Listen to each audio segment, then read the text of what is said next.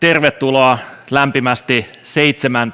Eurooppa-foorumin Welcome to Turussa. the 7th Europe Minun nimeni Forum on here Matti in Niemi ja Turku. My name toimin is Matti Niemi, tätä foorumia and järjestävän I will yhdistyksen act as puheenjohtajana ja the tämän moderator avajaistilaisuuden of moderaattorina. this Seuraavan 3 päivän ajan session. täällä Turun And the kaupunginteatterissa chairman keskustellaan of the Europe Euroopan Forum here in turvallisesta Turku. We will tulevaisuudesta. be Meillä on talking luvassa about a 42 secure future erilaista in Europe. ohjelmaa We have ja mukana 42 reilusti yli different 100 program huippunimeä items politiikan, and talouselämän, over 100 tutkimuksen, etujärjestöjen distinguished kärjestä. speakers from all Kaikki different ohjelmat spheres of the striimataan society. livenä We etäseuraajille. are streaming Tervetuloa mukaan myös these, heille.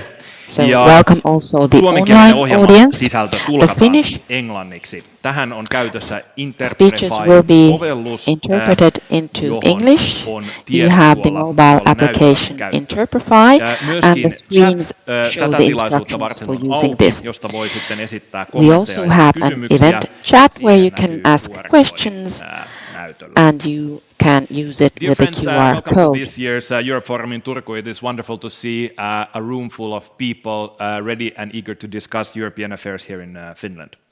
For the next 3 days, this Turku City Theatre is taken over by discussions around the topic of Europe's secure future. We have altogether 42 different discussions and well over 100 top speakers from the top tiers of political, financial, research and advocacy sectors. All program is live streamed for our online participants, and Finnish and Swedish speaking programs are also simultaneously interpreted into English. And if we can have the QR code again for the interpretation service available here.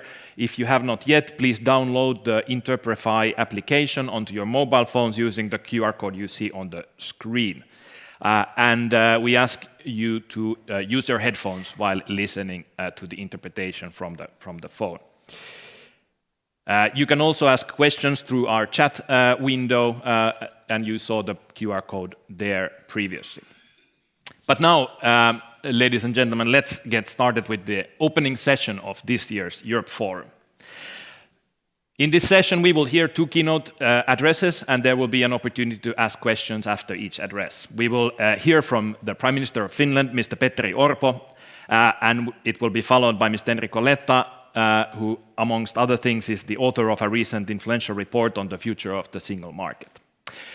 But first, to properly kick off this forum, I'm very pleased to welcome to the stage the Mayor of Turku, Ms. Minna Arve.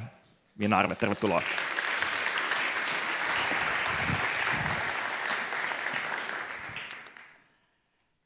Hyvät Euroopan ystävät, dear friends of Europe, on minulle aivan kertakaikkinen ilo toivottaa teidät lämpimästi tervetulleeksi 7. Eurooppa-foorumiin ja kesäiseen kulttuurikaupunki and a very sunny culture city Turku here at the small stage of the Turku It's my great privilege town to welcome you all. theater. Welcome to Turku, to the Europe Forum. We are here at the center of the cultural river of Turku in the city theater, and I hope that we are going to have great discussions during the coming days. Hyvä kuulija, pyydän sinua hetken miettimään Distinguished audience, I'd like you to think about a thing that changed your worldview or thinking. Maybe it was a moment that made you act actively towards something. Of course, personal events are such moments, but they play a significant role. A story often is in the center. It brings about emotions. It's a story that becomes our own. Common storytelling has been important for centuries. We position ourselves in the chain of generations through these stories. There's been research on earlier cultures and societies where people harnessed storytelling, and they actually fared better in life than those who didn't have stories. Stories around emotions, they make us change, they encourage us to action, they have power, and that's why they are part of our soul heart and vertebra. My story is about my grandmother who, at 13 years of age, had to leave Karelian Sakkola alone together with her cows because there was no alternative. Her mother and the smaller sisters followed afterwards, but someone had to take the cows because the cows were the only thing that remained. This actually has made me uh, have a strong feeling of responsibility to be courageous, to be upfront towards challenging things, and that is part of my personal story. A person who we share a story with is not foreign to us, and these stories actually attract us automatically because we reflect them on our own experiences and they help us to create a common value base and face challenging things.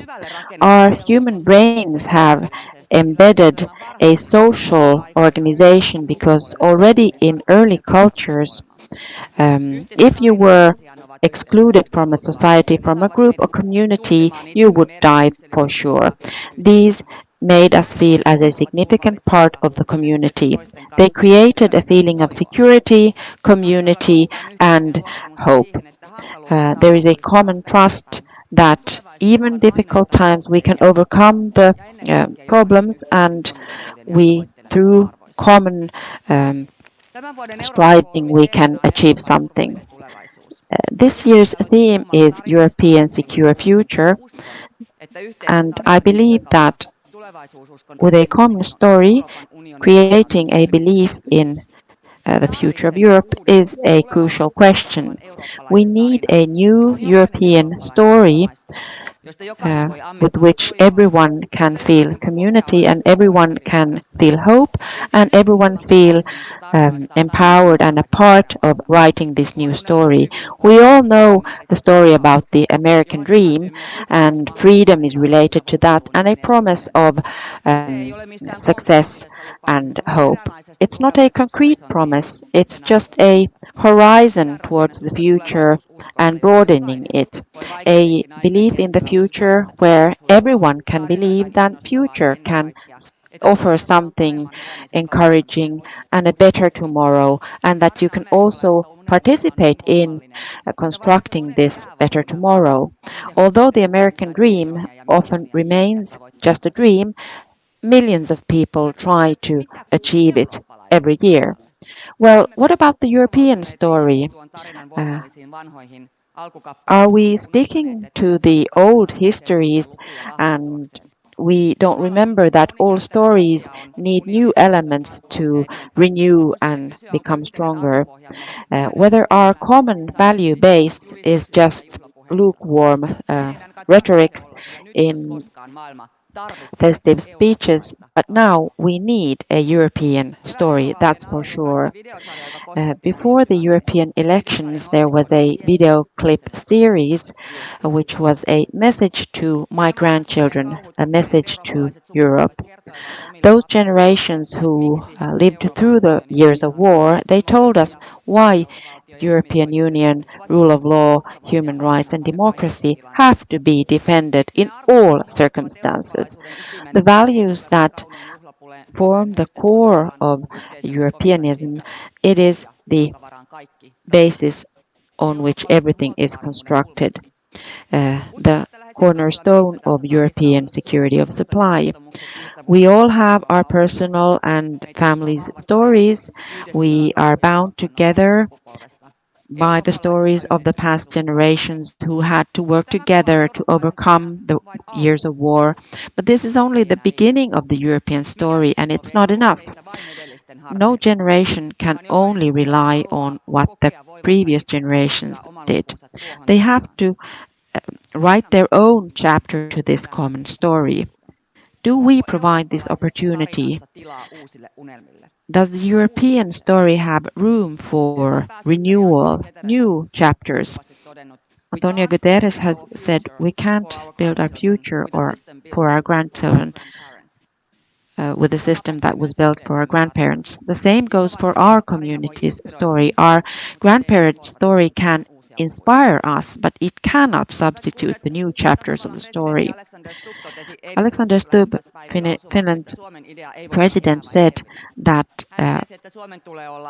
Finland must be an active, trustworthy partner and the happiest country in the world.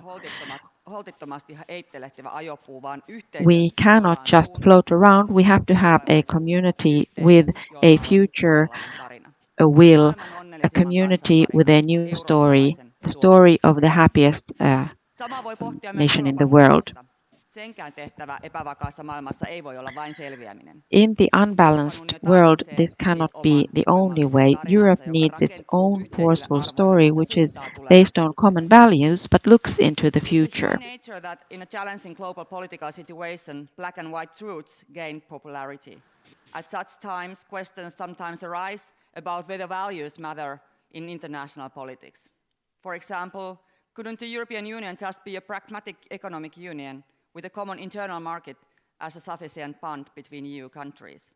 Couldn't pure economic policy serve as a foreign policy? Näissä keskusteluissa EUn yhteiset arvot on välillä leimattu heikkoudeksi jopa. In these discussions, the European values have been a weakness where only power talks. Before the European elections, we were thinking about whether flexibility in our own values would make Europe better suited for a geopolitical future. We also give away our own story. We allow someone else to write it for us. And I'm not at all sure that the chapter created in this way is one we want to be recorded as the next chapter of the Europe's history. Ladies and gentlemen, the World Economic Forum publishes a forecast on risks every year, and although we have the risks of the different wars and conflicts in the world, we have the traditional security threats didn't fit into these three main issues.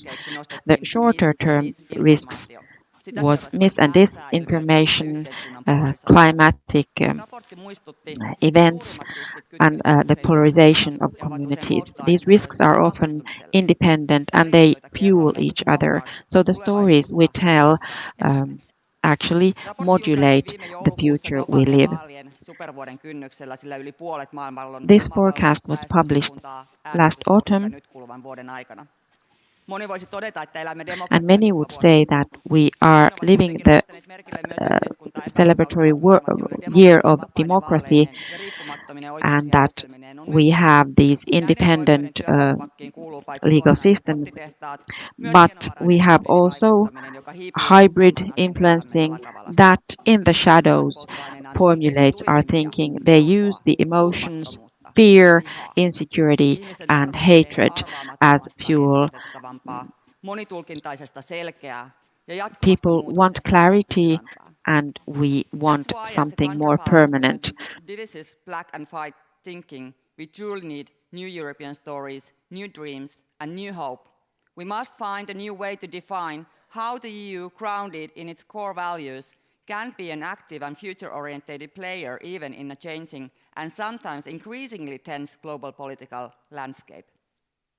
Minulle tarina Euroopasta ei ole koskaan ollut vain tarina maailman tuulissa ajelehtivasta selviytyjästä. Europe has never been a story of a driftwood. It's a story of a continent that shapes the world, creates dreams and achieves them, also in difficult times. There's always hope. The idea of the future being never ready. Future will always be shaped and reshaped through our actions. Thank you.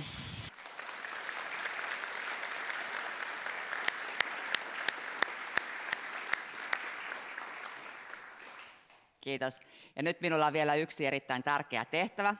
Minulla on aivan erityinen ilo kutsua seuraavaksi lavalle the honor to welcome a very famous person from Turku, a great European who understands the power of example and also a good friend of mine, Prime Minister Petteri Orpo. You have the floor.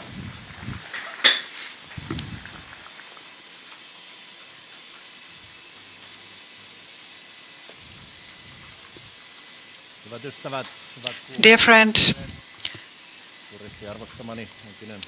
welcome to Turku. Ex-Prime Minister Paavo Lipponen, Enrico Letta, my former colleague, and the Mayor of Turku, my dear hometown. Welcome to Turku. Last year, as I had been just elected Prime Minister, I also had the privilege of giving a speech here. And now I'm here again.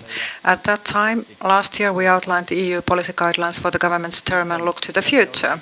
Now it's time to start working, and therefore this is a very timely event. I'm sorry that my speech is a bit lengthy, but I wanted to cover as many subjects as possible, and therefore it's important to go through all these points. We are always pragmatic, that is clear, but the starting point is that European Union is our greatest value. That is the value for stability, security, growth and well-being. And also I should underline that we are active in the European Union and we want to develop it.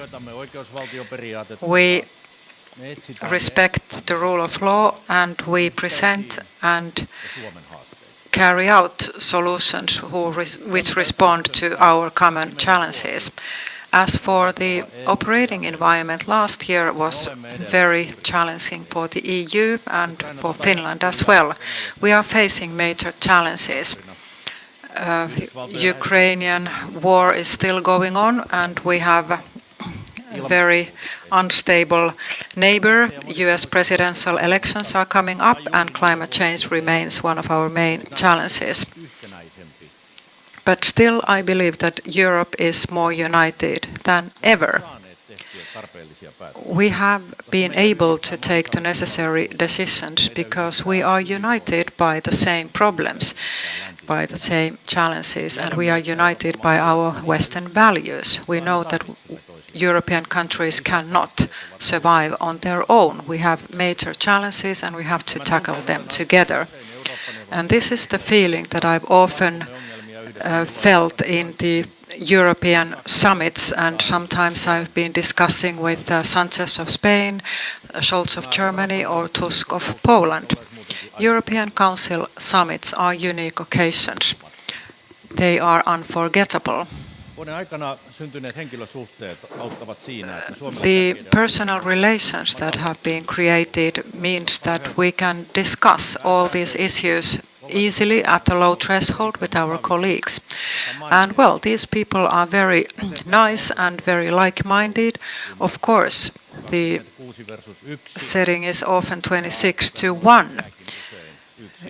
Viktor Orban is often alone on the other side of discussions. Of course, Finland cannot solve all these problems on their own, all the global problems, but we should focus on essential questions and try to add European added value to the discussion, and this is what we have done.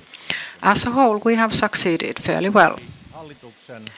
So the government's EU policy has been good now in the beginning. We have developed our proactive approach as discussed a year ago, and we've been active in bringing solutions to the table. Already in January, we created the EU policy objectives for the coming government term, and on that basis we've been very active. And also in June, we were able to put our contribution to EU's strategic agenda and the new work program of the European Commission.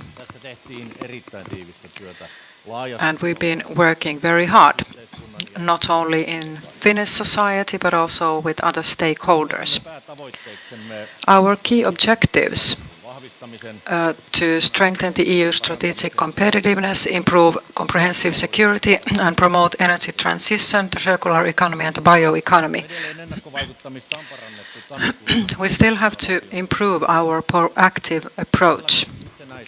We are united, and also we've been developing the methods of lobbying of different ministries. The idea is to bring Finnish ideas and Finnish needs to the discussion.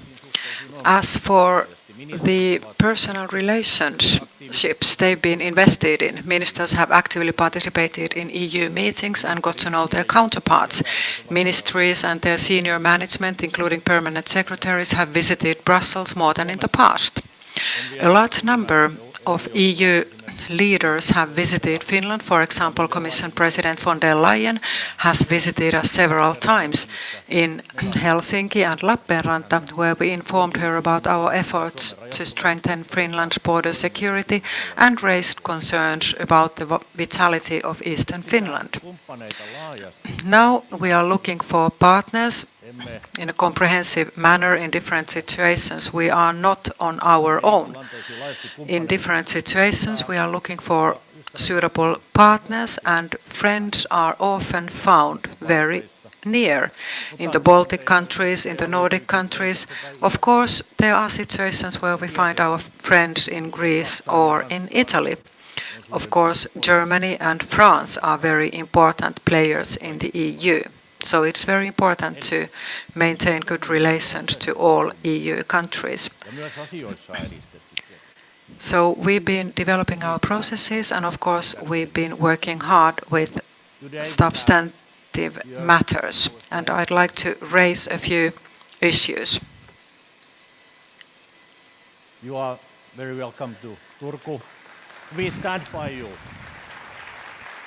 Slava Ukraini. Eli Ukrainan tuen osalta hyväksyimme Eurooppa-neuvostossa As for support for Ukraine, we have recently accepted a 50 billion euro aid package to Ukraine, and it is important to keep on supporting Ukraine both in military sense and also economically. We have agreed 14 comprehensive sanction packages this year, and we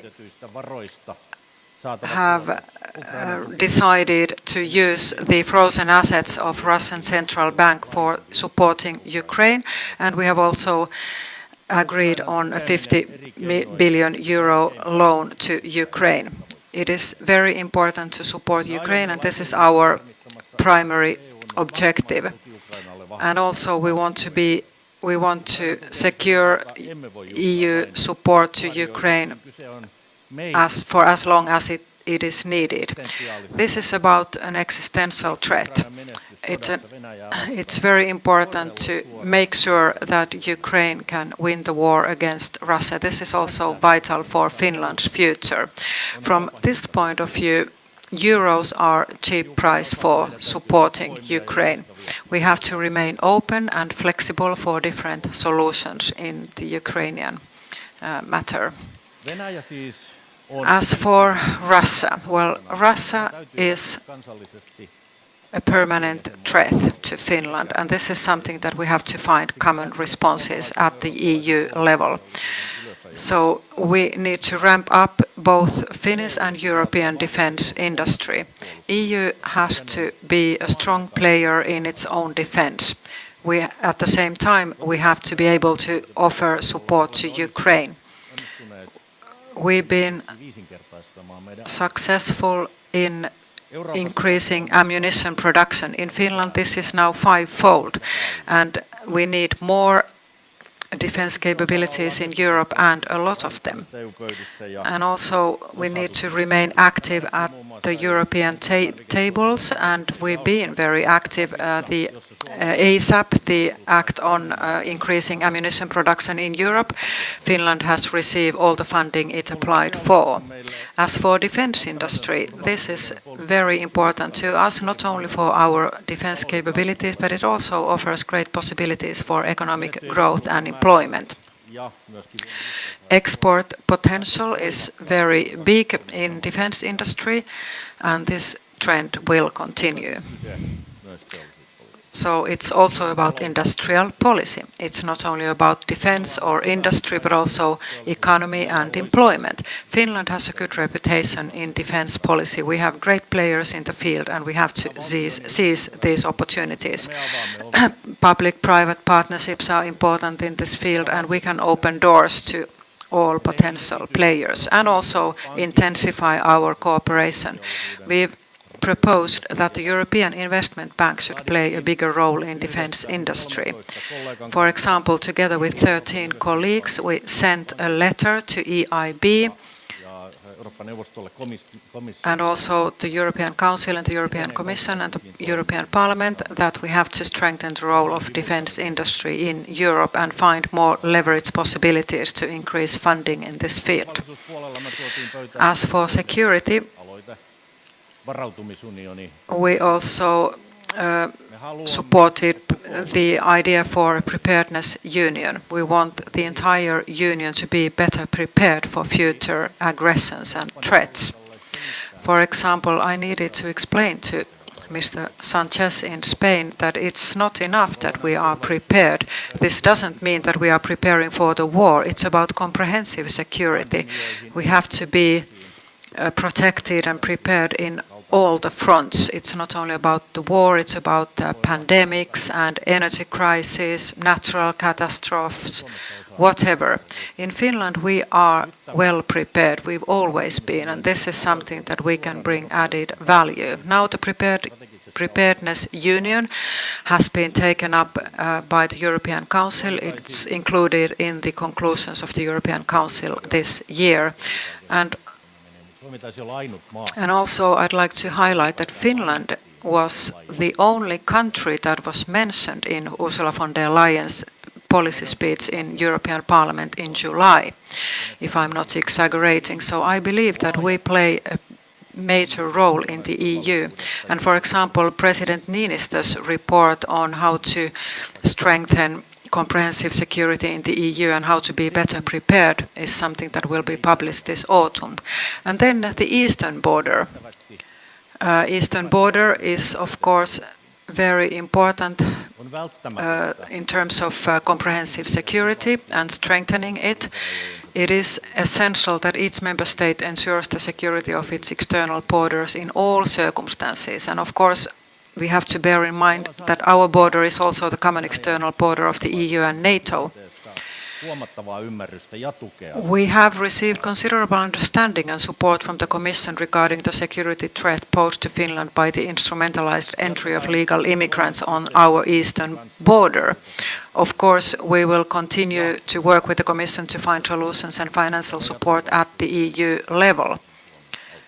And this is something that I will keep on discussing, and I have spoken and will continue to do so with the Commission leadership and my colleagues in the European Council. The Eastern Finland issue is a key point in our EU work. And also the issue of Eastern Finland is absolutely central to our EU engagement and to the EU as a whole. Eastern Finland, Baltic countries, Poland, all these areas are not guilty for this situation. Russia has taken advantage of the situation and tries to influence our borders. And for all these reasons, the European Union has to find its own tools to support these areas that have been affected by the Russian war in Ukraine. Well, now the past has now been dealt with. Now we can move on to the future. Well, it is said that a good speech has a beginning, middle and end, preferably as close together as possible. Well, that's what I'm aiming for. So I'm trying to keep my speech short.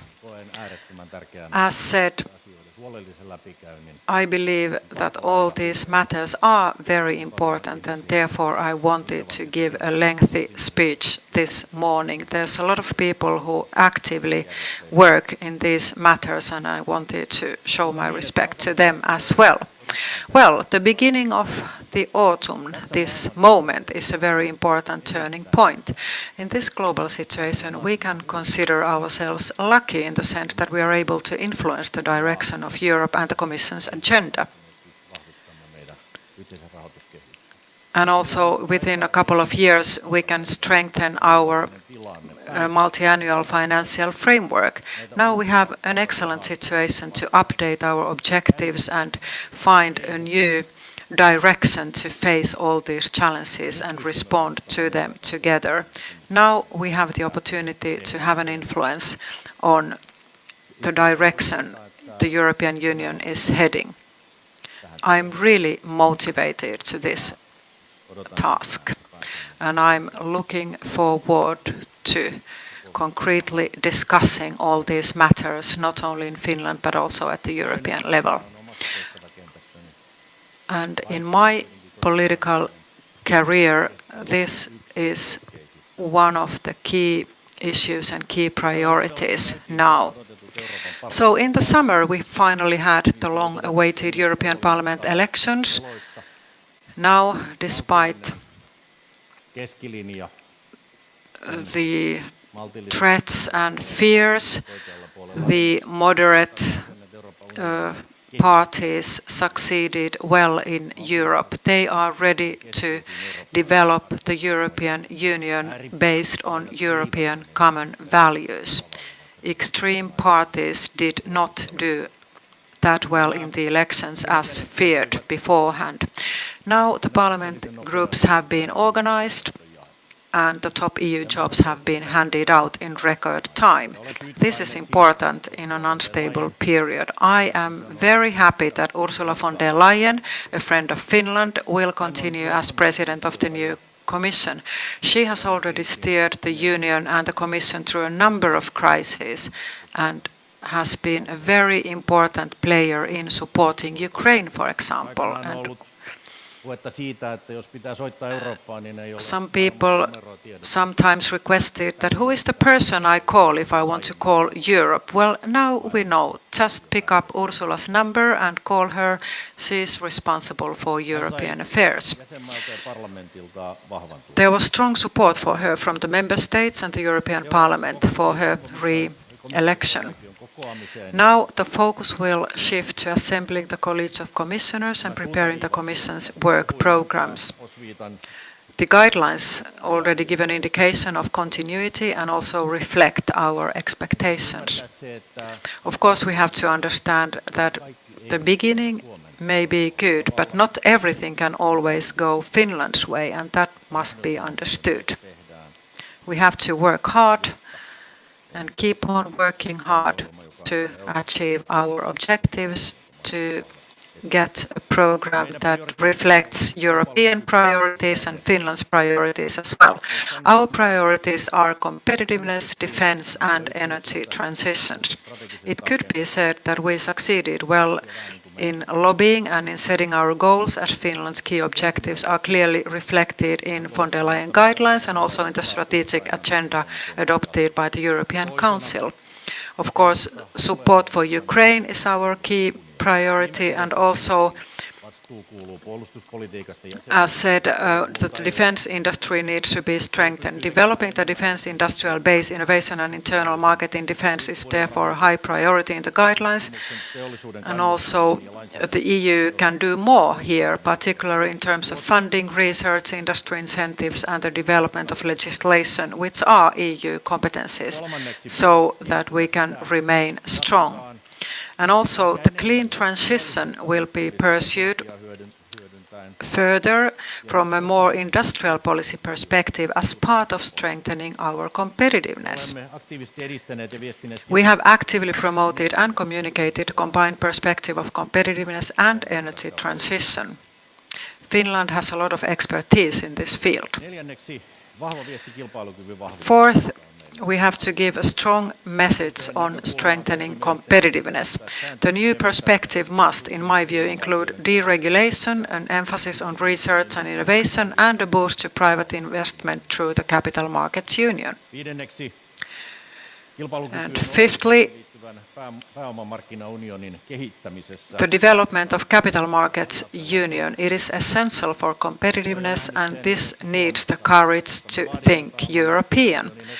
Also in Finland, I've seen that we are calling for promoting the Capital Markets Union, but we have to accept compromises. We have to find a joint compromise. We have to be able to create a functional Capital Markets Union.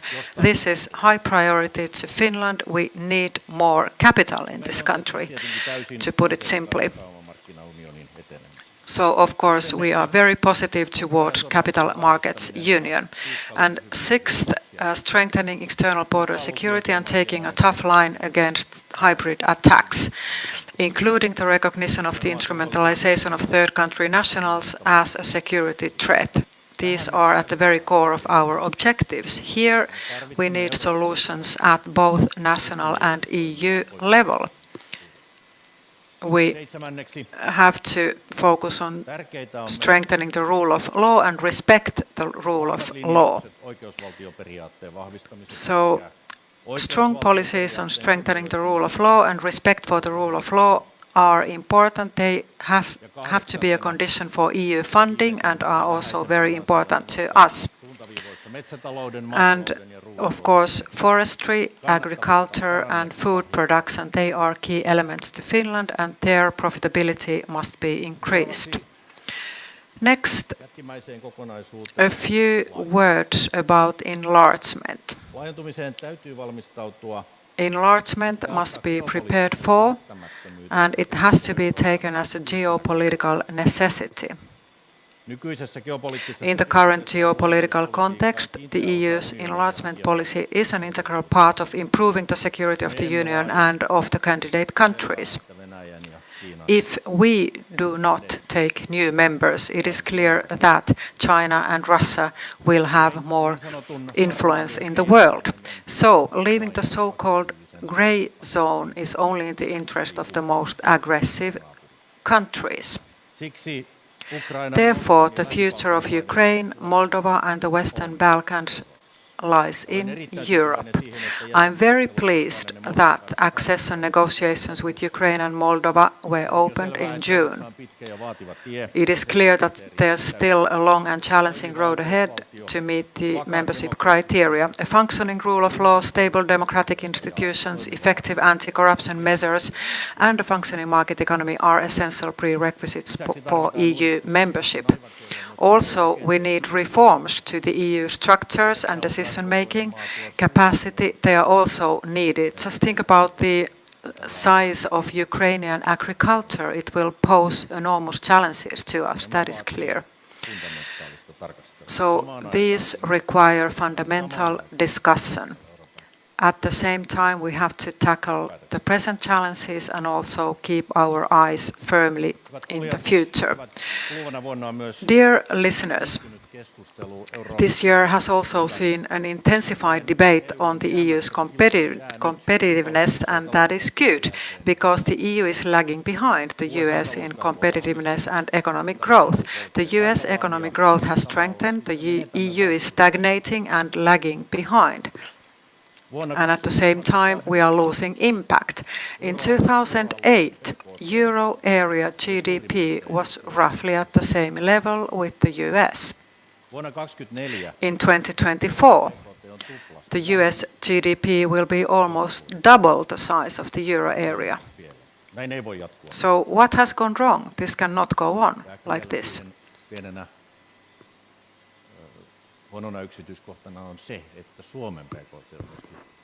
And also, at the same time, Finland's GDP is seriously lagging behind our European counterparts. So we need a competitive Europe, competitive Finland. That's why we've been promoting Europe's strategic competitiveness. And for example, Finland leads the Friends of the Internal Market Group in the EU. This group consists of many countries, and it is telling that the group is largely made up of countries other than Germany and France. In that case, if they were in, a separate group would hardly be needed. Well, as for competitiveness, the EU must be able to outperform in the global competition for investment, skilled labor, raw materials, and technological leadership. At the same time, we must break away from harmful dependencies. Various remedies are proposed to correct this situation. It is clear that EU's long-term competitiveness must be built on our own strengths. This means, in particular, an internal market based on free movement of goods, capital, and people. It is important that we have a level playing field so that big and small countries are on the same level playing field in the internal market. For example, last year's state aid decisions have led to unlevel playing field in Europe. Germany and France use massive amounts of state aid to support their enterprises, and other countries are lagging behind. This is not right. This is not sustainable. Because in that case, state aid does not select the best innovations and best products. Instead, state aid tends to boost existing and even obsolete bulk production. We need market-based solutions and open and fair competition. One example is, of course, Finland. Finnish tax support model recently decided in the Finnish government. So that is a tool to support profitable companies, not unprofitable companies. In this way, we can create something new. And this is actually quite similar to the much discussed US IRA model. So this could work as a good example for other European countries of how to support investments. A very good tool indeed, the Finnish tax support model. And well-functioning internal market is a good alternative to state aid and also joint debt. We are of the opinion that the EU must remain open for trade, investments, and we have to be a reliable trade partner. And therefore, our task is to complete new trade agreements. We have to do better in concluding trade agreements. In recent years, we've been doing not so well in terms of agreeing trade agreements. One reason has been that trade agreements have been constructed as Christmas trees. They should focus on the essential instead. They should focus on trade and promoting trade, of course, bearing in mind sustainable development, but not have other elements in as trade. Less is often more, and also with a view of early ratification of trade agreements. Next, about energy policy. Well, the big picture is that we have to be able to produce enough clean energies in the EU for European industry and EU citizens. We have to get rid of fossil fuels in Europe. And effective energy policy also increases Europe's competitiveness and reduces dependencies. And of course, we can attract more investments in energy policy. That is very important. So also we need to promote new technological innovations and also attract investments. And we support the EU target for reducing emissions by 90% by 2040, provided that the target is achieved by using technical carbon sinks, nuclear power, and other appropriate means. And here I should mention our lobbying efforts to improve the role of nuclear power which have paid off. So a pragmatic and technology-neutral approach is strongly embedded in the 2040 climate targets.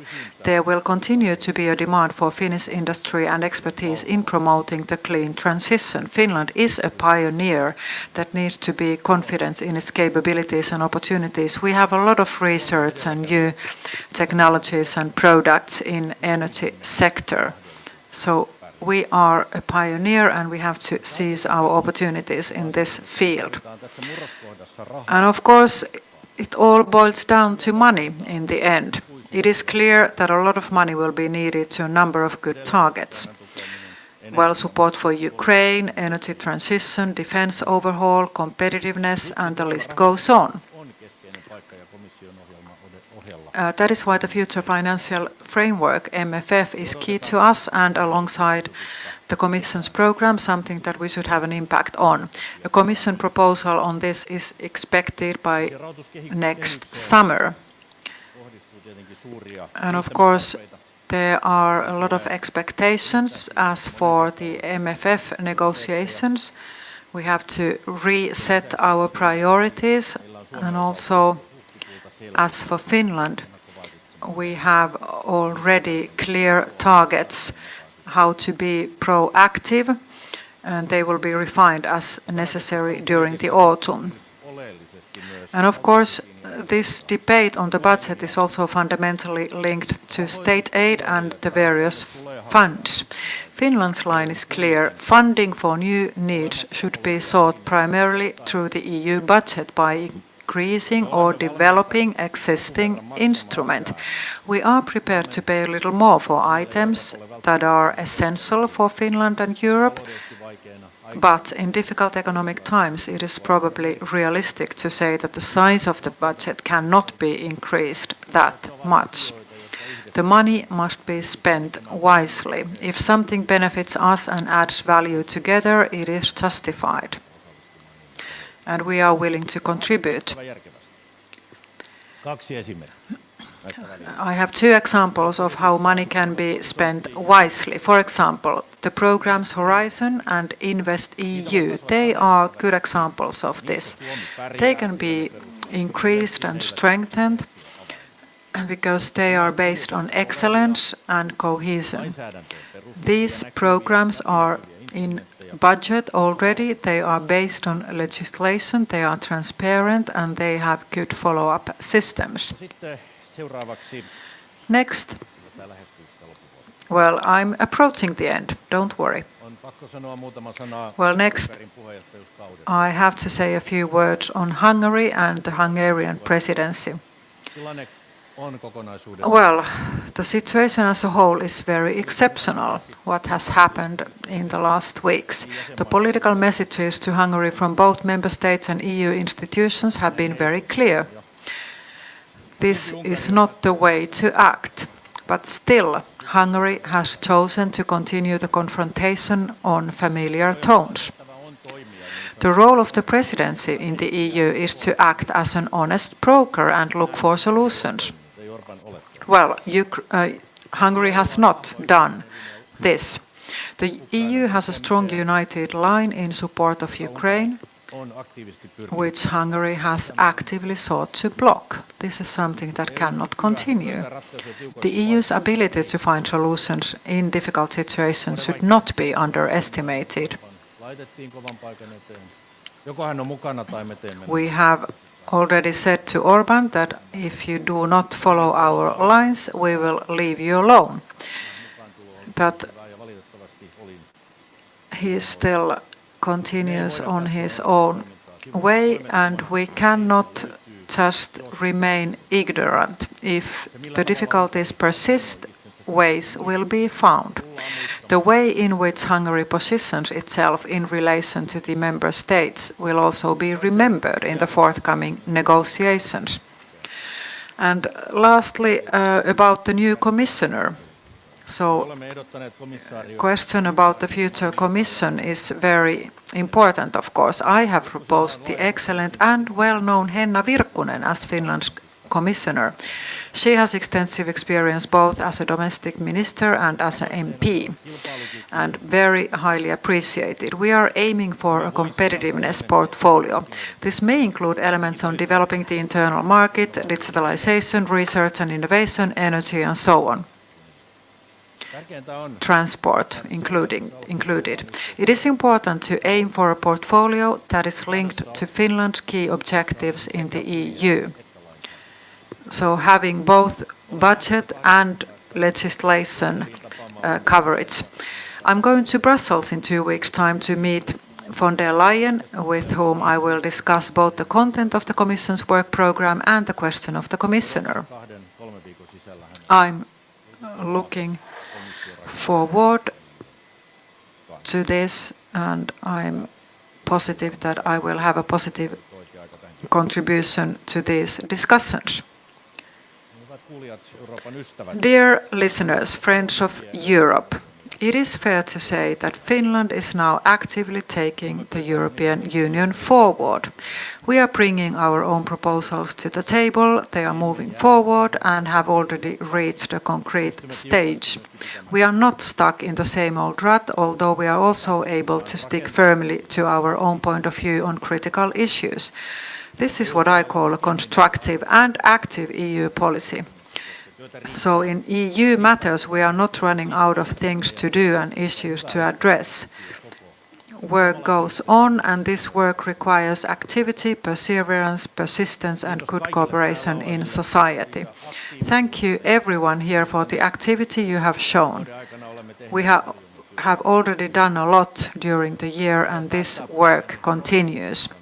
I'd like to end my speech with a statement of optimism.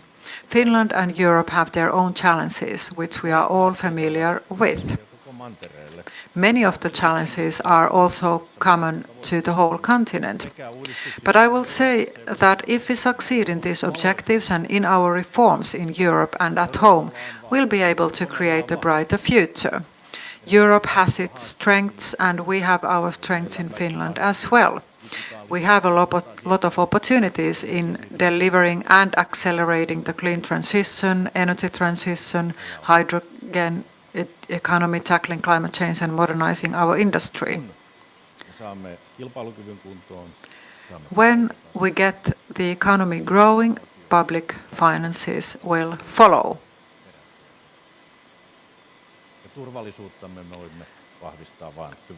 And security is something that we can strengthen only with good cooperation.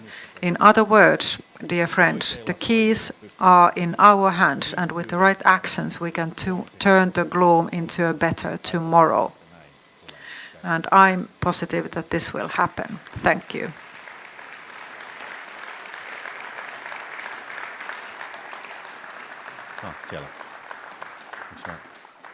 Kiitos oikein paljon, pääministeri Orpo. Siinä tuli laaja katsaus. Thank you, Prime Minister Orpo. That was a very broad look into Finnish and European policy. My first question would be that Finland would celebrate its 30 years of EU membership. How do you see it? You have participated for years as well. Well, in 1994, when Finland had the referendum on EU membership, that's the year when I decided to get involved in politics, because it was a huge opportunity. Finland had an opportunity to adhere to the common European value community. So it was a fresh breeze, and as a very active student, I started to campaign for the Finnish membership. And well, yeah, it's 30 years ago. Wonderful times. And I think that that was the only correct decision. Finland has always done the decisions, the independence at its time, adhering to EU. We lived through the Cold War time, opportunity relations with UN now when we saw what happened with the war of aggression by Russia in Ukraine, we adhered to NATO. So, right decisions. We actually have the time for only one question from the audience here. You talked about enlargement and in favor of enlargement, and we know what the situation in Ukraine is, and it fluctuates day by day. What do you see within 12 to 24 months? Can we expect a quick adherence, or what would be the time span? Well, I hope a quick progress. I hope for ambitious goals. I know that the Ukrainians are ambitious and they want this adherence, and I hope that all member states understand that it is a necessity to enlarge EU. And when we help member states and the candidate states in their path towards a European Union membership, that is how enlargement can happen. It is a huge workload, but it is a political necessity. We have to help these countries to become European Union members, and we have to enable this. This is very important. Thank you, ladies and gentlemen. Finland's Prime Minister Petteri Orpo.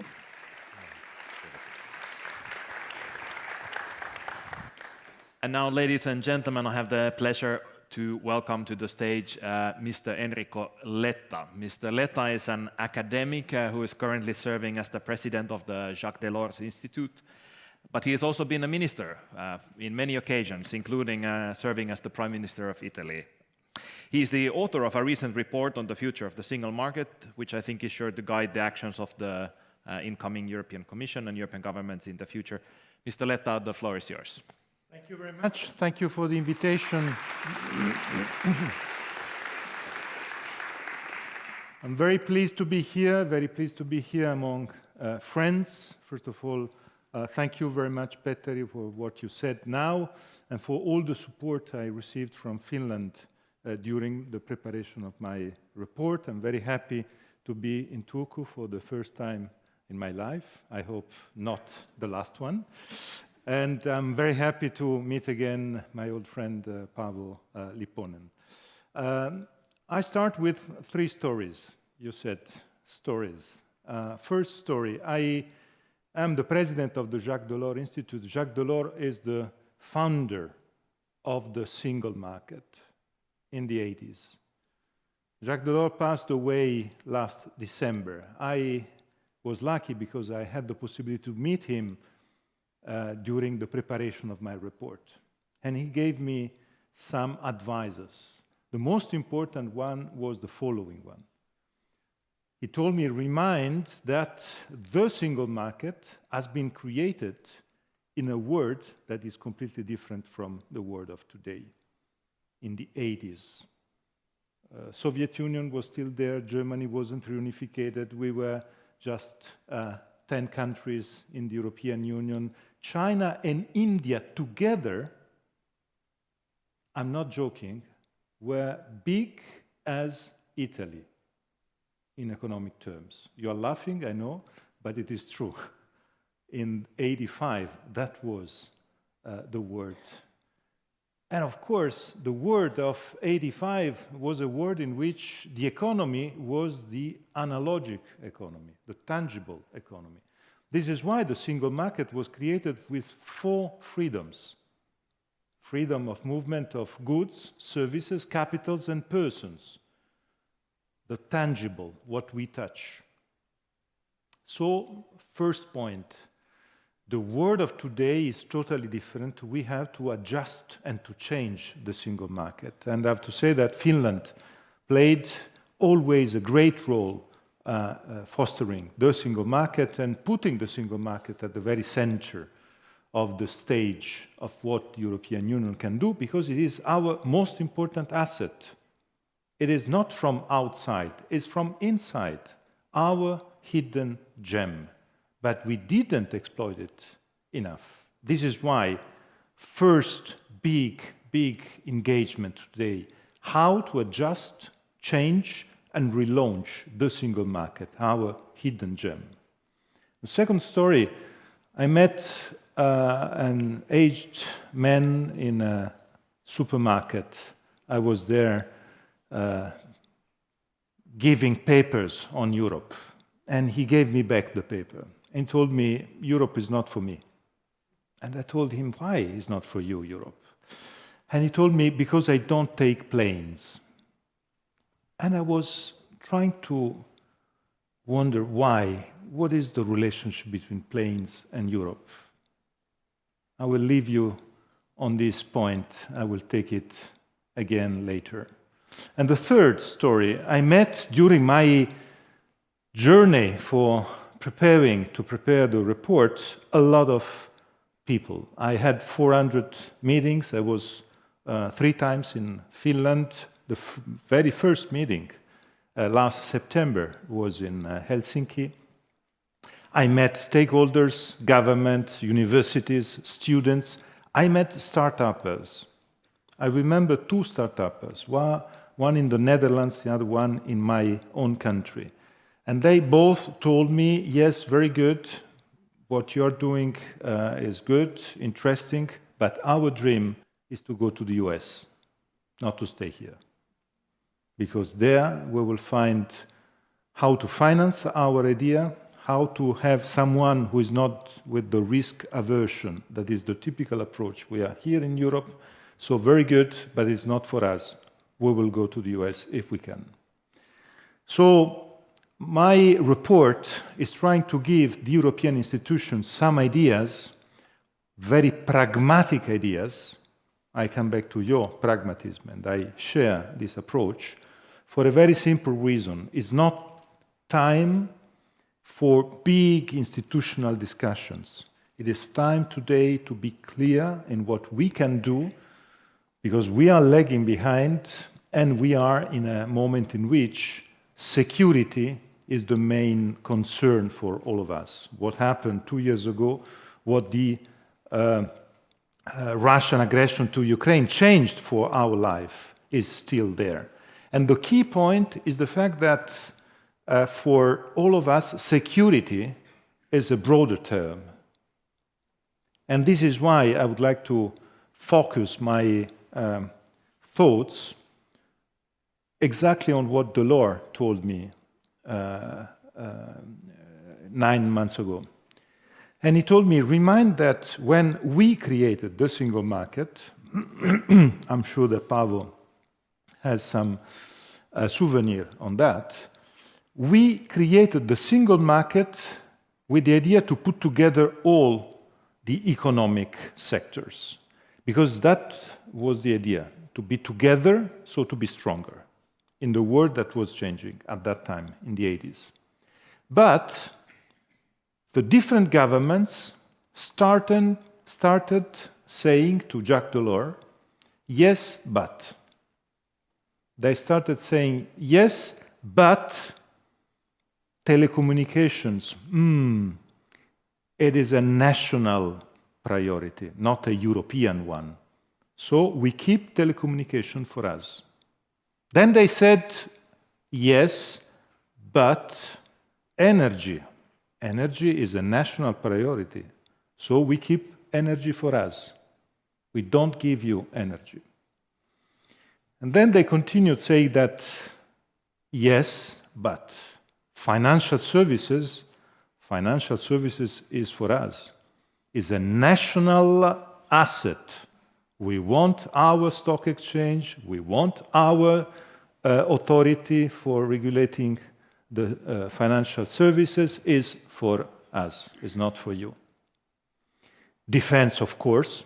Defense wasn't in the treaties, so these 4 topics remained in the hands of member states. And that was, I think, and that is the main topic today. And my report is trying not to be revolutionary. My report is trying to say, to the governments, to the Prime Minister, when I presented the report mid-April, and when I'm presenting the report in the different capitals. I was in Sweden and in Austria in the last 4 days. I tried to say very clearly, we have to start from the beginning, and we have to recuperate what we didn't do 40 years ago. So, first of all, energy, telecom, and financial services. Why these three? Because it is impossible to have security without being independent and strong on these three. Can you imagine to be secure, not having energy independence, not having a strong financial market, European financial market, not having a strong telecommunication, European telecommunication system? We lost ground on the three in an incredible way. I think we are all aware of what was the word in the 80s and 90s on telecom. The word was speaking European at that time. The word today is speaking American and Chinese. Europe is marginalized. Why? Because we decided to be national. And the same for financial services. Because of the fragmentation of our markets, 27 markets and not one market, we are lagging behind the US. Our own savings are going to the US. They are feeding the American economy. Why? Because the American market is more attractive, is united. Nasdaq alone is big as twice the sum of all the European stock exchanges altogether. Our money is going there, with a paradox. Our savings are going to the US because the US market is more attractive. They are transformed in shares that are strengthening the American companies, and the American companies, strengthened by our money, are coming back, crossing the Atlantic, buying our European companies. This is a suicide, an economic suicide. This is the consequence of fragmentation. The other main consequence of fragmentation is defense. We supported Ukraine, we have to continue supporting Ukraine. But the fragmentation of our defense industry is bringing us to say that we are spending taxpayers' money, European taxpayers' money, to help Ukraine, and we have to continue, but with a small problem. 80% of what we spent until now to help Ukraine, 140 billion euros, it's huge, was to buy non-European military furnitures. So with 140 billion euros, we were very good in creating jobs in Michigan, Pennsylvania, South Korea, Turkey, and not in Europe, with taxpayers, European taxpayers' money, because of the fragmentation. We have to be a little bit less shy in saying that the nationalistic fragmentation is making happy Wall Street, South Korea, Michigan, Wisconsin, and so on. And the integration is not an ideology. It's not because of ideological pushes. It's because of common sense. It's because of jobs creation. It's because of growth. For the very simple reason that the world has changed in the last 40 years for many reasons. We are all aware of the changes, but one last change came from the last Olympics. China and the US were competing to be the first. 40 gold medals, China, 40 gold medals, the US. Do you know how many gold medals China won when the single market was created? 5. This is why the world has changed. China is completely changing the world economy. And today, India is entering on the stage. In the next 30 years, India will be what China was. And of course, these two countries together, they are 3 billion inhabitants. And of course, it is the big change with what we lived until now. You know very well that the story about the European countries. The European countries are divided in two groups of countries. The small countries and the countries that they don't know they are small. I don't know where is Finland in this, but this is true. We are all small countries compared with China, India, the US. And we need to know that we have to be together. Jointly, we are able to be successful as we are on many subjects. As we were on vaccine, as we were on defending Ukraine, as we are on many important subjects of the industrial activity, Airbus. We are successful on the aeronautic industry because we are together. Can you imagine to have one Italian Airbus, one Spanish Airbus, one Finnish Airbus? That means Boeing will win. We win because we have one Airbus. I'm not pledging for a gigantism in Europe. I want to be very clear on that. I think Europe is a fantastic mix between big and small. But the small of yesterday is good enough for the needs of tomorrow. It is the big of yesterday that is not big enough for tomorrow. And this is the key point. Thank you, Petteri. Ciao. And this is the key point for the future. And we have to work in that direction to concretely understand that the big of tomorrow has to be bigger in Europe. And if you are not able to do so, it will be impossible to be competitive. And of course, it is not just for topics related to the three main subjects or to defense. In my report, I try to present three roadmaps on how to integrate the three: energy, telecom, financial services, how to integrate defense. There are many expectations from President Niinistö of his report on defense too. But what I would like to say is that you remember what I said about the aged man I met, and he told me, I don't take planes, Europe is not for me. We discussed with him, and I understood that his point was Europe, it is something that giving opportunities for those taking planes.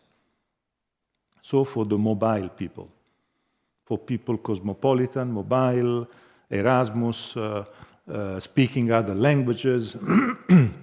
And this man told me, I was born here, I continue living here, my sons were born here, and I will continue staying here. So Europe is not interesting to me because Europe is just giving opportunities for those who want the freedom to move. I want the freedom to stay, and I want a European Union able to give me the freedom to stay. And I think this thought is something interesting, and we have to develop it. Because it is true that Europe is helping a lot, or is giving a lot of opportunities to the centers, where there are opportunities, where there are developments, where there are the mobile people. How can we go in the direction of a European Union able to guarantee the freedom to stay also in the peripheric regions, where people are living in situations that is difficult today because of the lack of general services of general interest, infrastructures, and so on and so forth. This is why the other part of the report is exactly in that direction. But I mentioned the two start-uppers and what they told me about the need to have ideas for not to go to the US and to stay here. And I can tell you that that was the other point of Delors. When he told me the single market was created for the 80s and the 90s, in the world that was different. Delors himself gave a speech in the European Parliament at the end of his mandate, saying that we created the single market of the 4 freedoms. In reality, we missed the 5th freedom. And the 5th freedom is what I put in my report, the freedom for innovation, knowledge, competences, skills. That is what we missed in the single market until now. How can we foster, how can we boost the economy of innovation for the next years? This is what we are missing in Europe today. We are lagging behind the US. We are lagging behind for many reasons. On innovation, the main point is related to the fact that it's impossible to innovate without having the enough level of financing the innovation. And in Europe, we are based on public financing for the innovation, but we don't have enough private financing for the innovation. That is the big difference with the US. And the big dimension, the big size of investments that the US capital market is pushing is absolutely not comparable with what we are having here. This is why in all the report, the 3 subjects I mentioned, energy, telecom, financial services, at the end of the day, for me, the most important one is the creation of a strong capital market in Europe. And I know that is very difficult, because it is very difficult to find the Prime Minister going to a rally saying to his voters, I promise you the capital markets union. No matter if it comes from the right, the left, the center, it's very difficult, because the reaction of the voters is, oh, it's not for me, it's for bankers. And this is one of the problems we have in Europe, is the legacy of the crisis. We have still the legacy of the financial crisis, the stigma of finance. But in reality, if you are not able to build up a strong and integrated financial market, it will be impossible to give the most important answer to the most important question for the next years. That is, how to finance the green, digital and just transition. We decided to go green. We know very well that going green means that we need financing. Otherwise, the transition will create a social backlash. We know very well that there's an immediate link. I can tell you that it was one of the most important parts of my journey. I met farmers everywhere in Europe, full of eager. Their idea was to say, hey, listen, you decided to go green. You told us that going green means a lot of costs. You didn't say anything on how to finance this cost, so as farmer, I think I will pay for it. And I don't want to pay for it. And the same discourse was the discourse that I had from the workers, the trade unions in the automotive industry.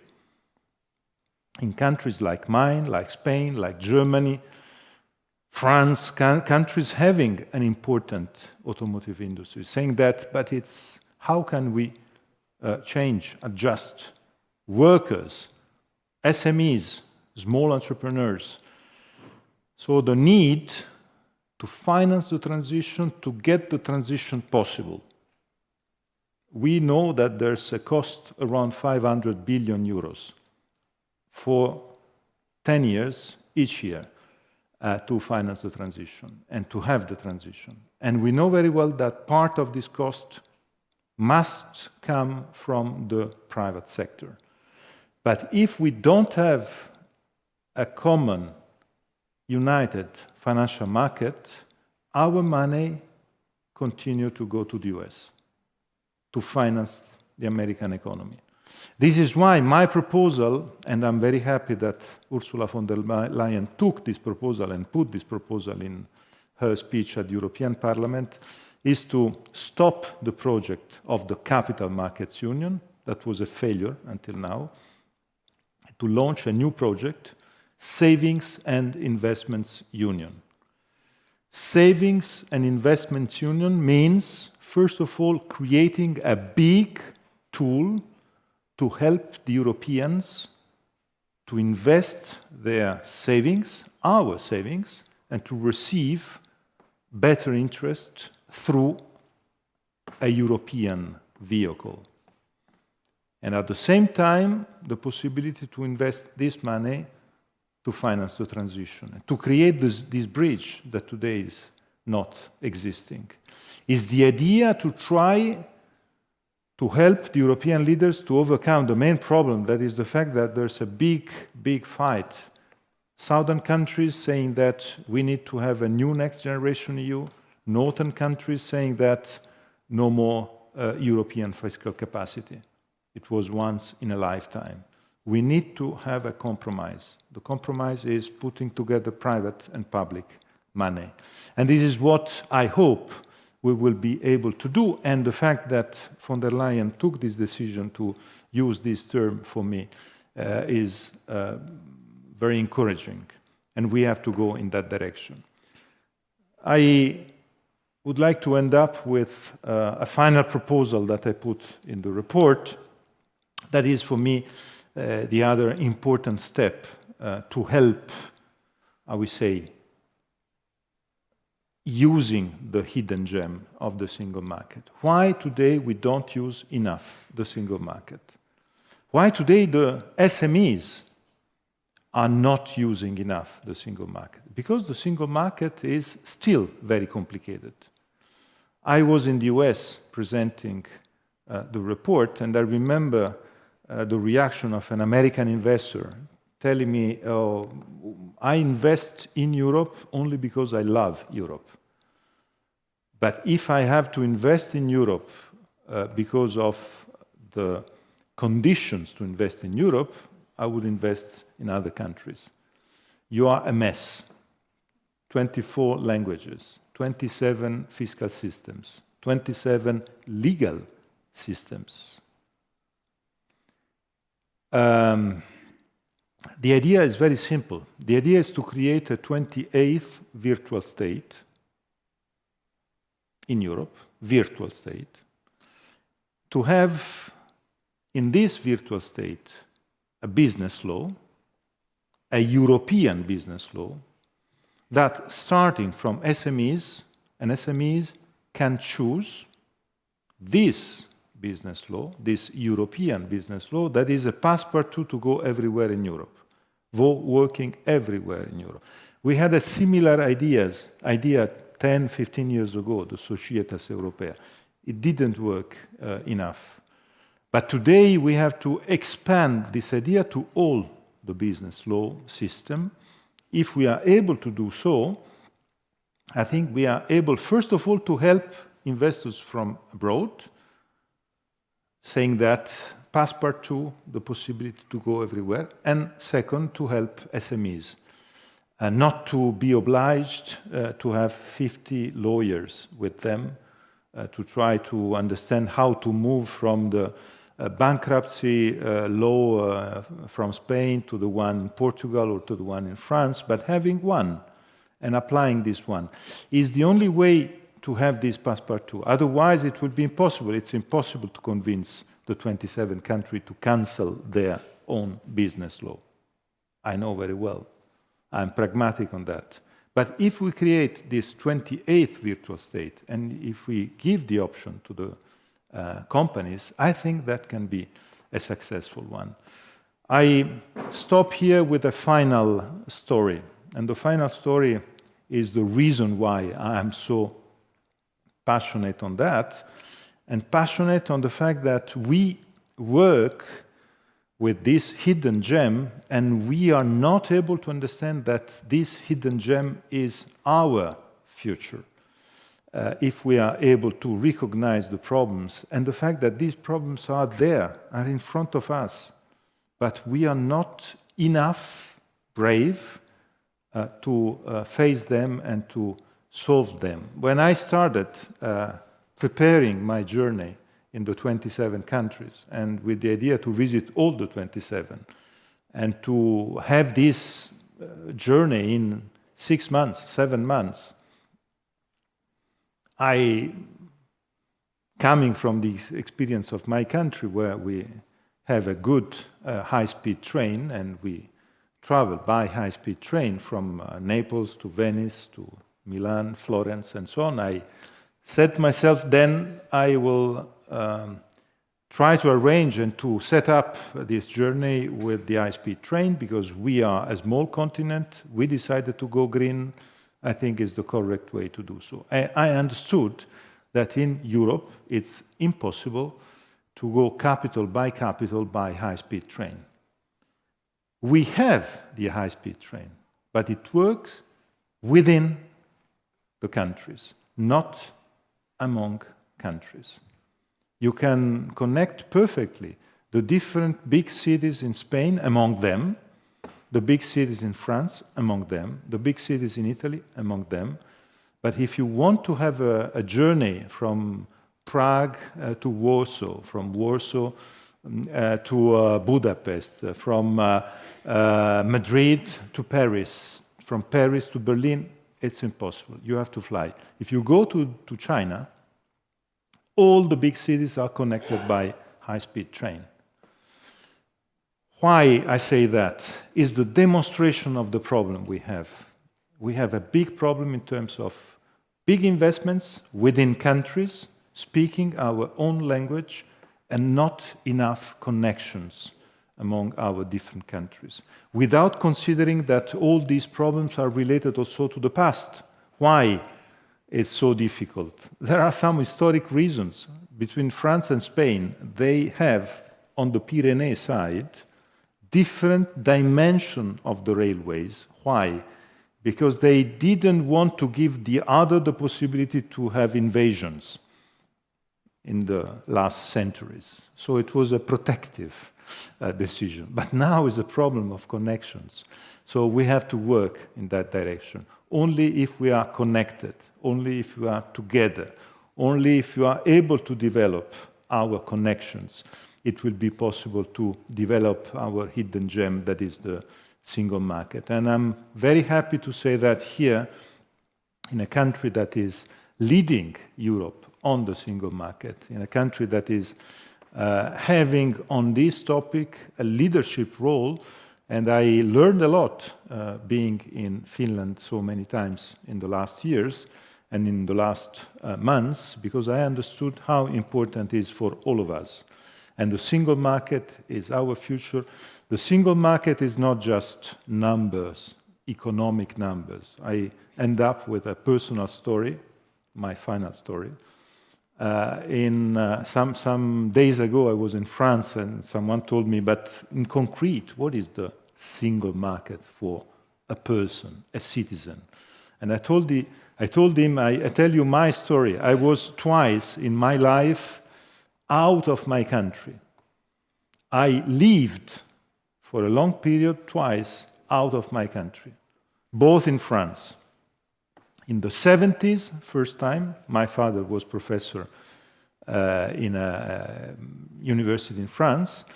And second time, some years ago, I was in a university in France. First time before the single market, and second time after the single market. First time before Jacques Delors, second time after Jacques Delors. And I can tell you the difference is the following one. In the first period, in the 70s, we were a family of Italian people, immigrants in France, in Alsace. We were an Italian family of immigrants in Alsace. Last time, 5 years ago, 7 years ago, we were a family of European citizens choosing to live in Paris and not to live in Rome. I tell you, it makes the difference. And the single market is not just competitiveness, is life of people. Thank you.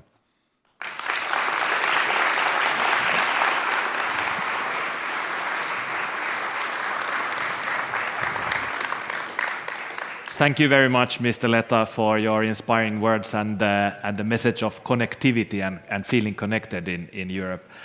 I think, unfortunately, we don't have time for audience questions at this time, but I hope that you will stay tonight here and with us in Turku, and if you have the chance to talk to people and answer their questions, I think people found your remarks very intriguing and enlightening. So thank you again, Enrico Letta, very much for this. Thank you.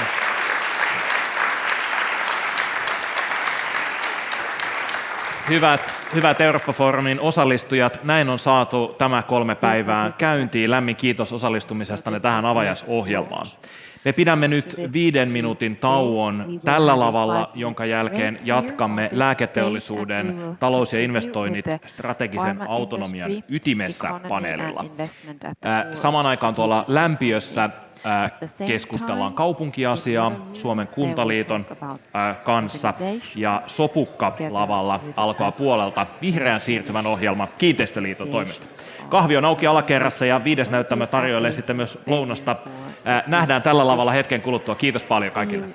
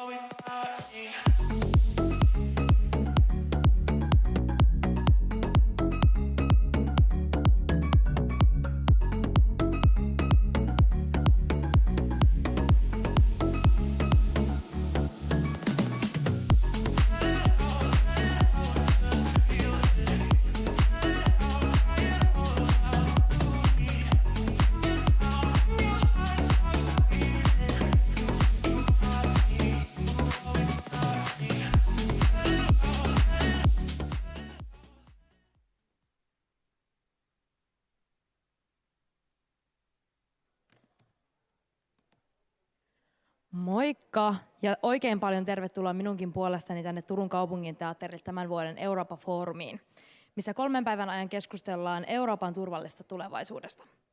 Minä olen Kaisla Kontkanen ja toimin tänään täällä pienellä näyttämällä lavajuontajana. Kaikki ohjelmat live-striimataan etäseuraajille ja suomen kielen ohjelmasisältö tulkataan englanniksi. Chat on auki ja näytöllä QR-koodi tämän paneelin chat-keskusteluun. Welcome to this year's Europe Forum in Turku. For the next 3 days, the Turku City Theatre is taken over by discussions around the topic of Europe's secure future. All Finnish programs, such as this one, will be simultaneously interpreted into English. If you have not yet, please download the Interprefy application onto your mobile phone using the QR code you can see on the screen. Please mind the other listeners and use your headphones. Nyt tällä lavalla alkaa talous- ja investointistrategisen autonomian ytimessä, jossa keskustellaan EU:n kilpailukyvystä ja strategisesta autonomiasta.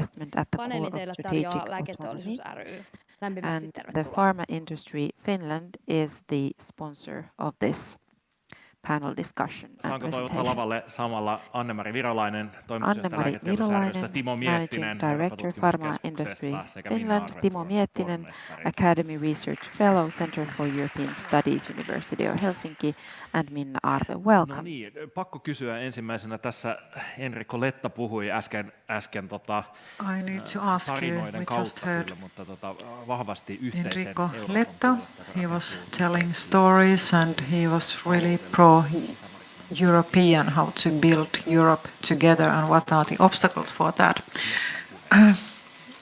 Anne-Mari, what do you think of that? Spiikki menee varmasti kokonaan uusiksi, koska hänen puheensa oli niin valtavan inspiroiva. I think that I have to review my own opinions because his speech was so inspiring. And the key idea in his speech was that we are not alone. We cannot survive alone. We need networks, we need friends, we need common understanding. Common understanding of the state of the union is needed.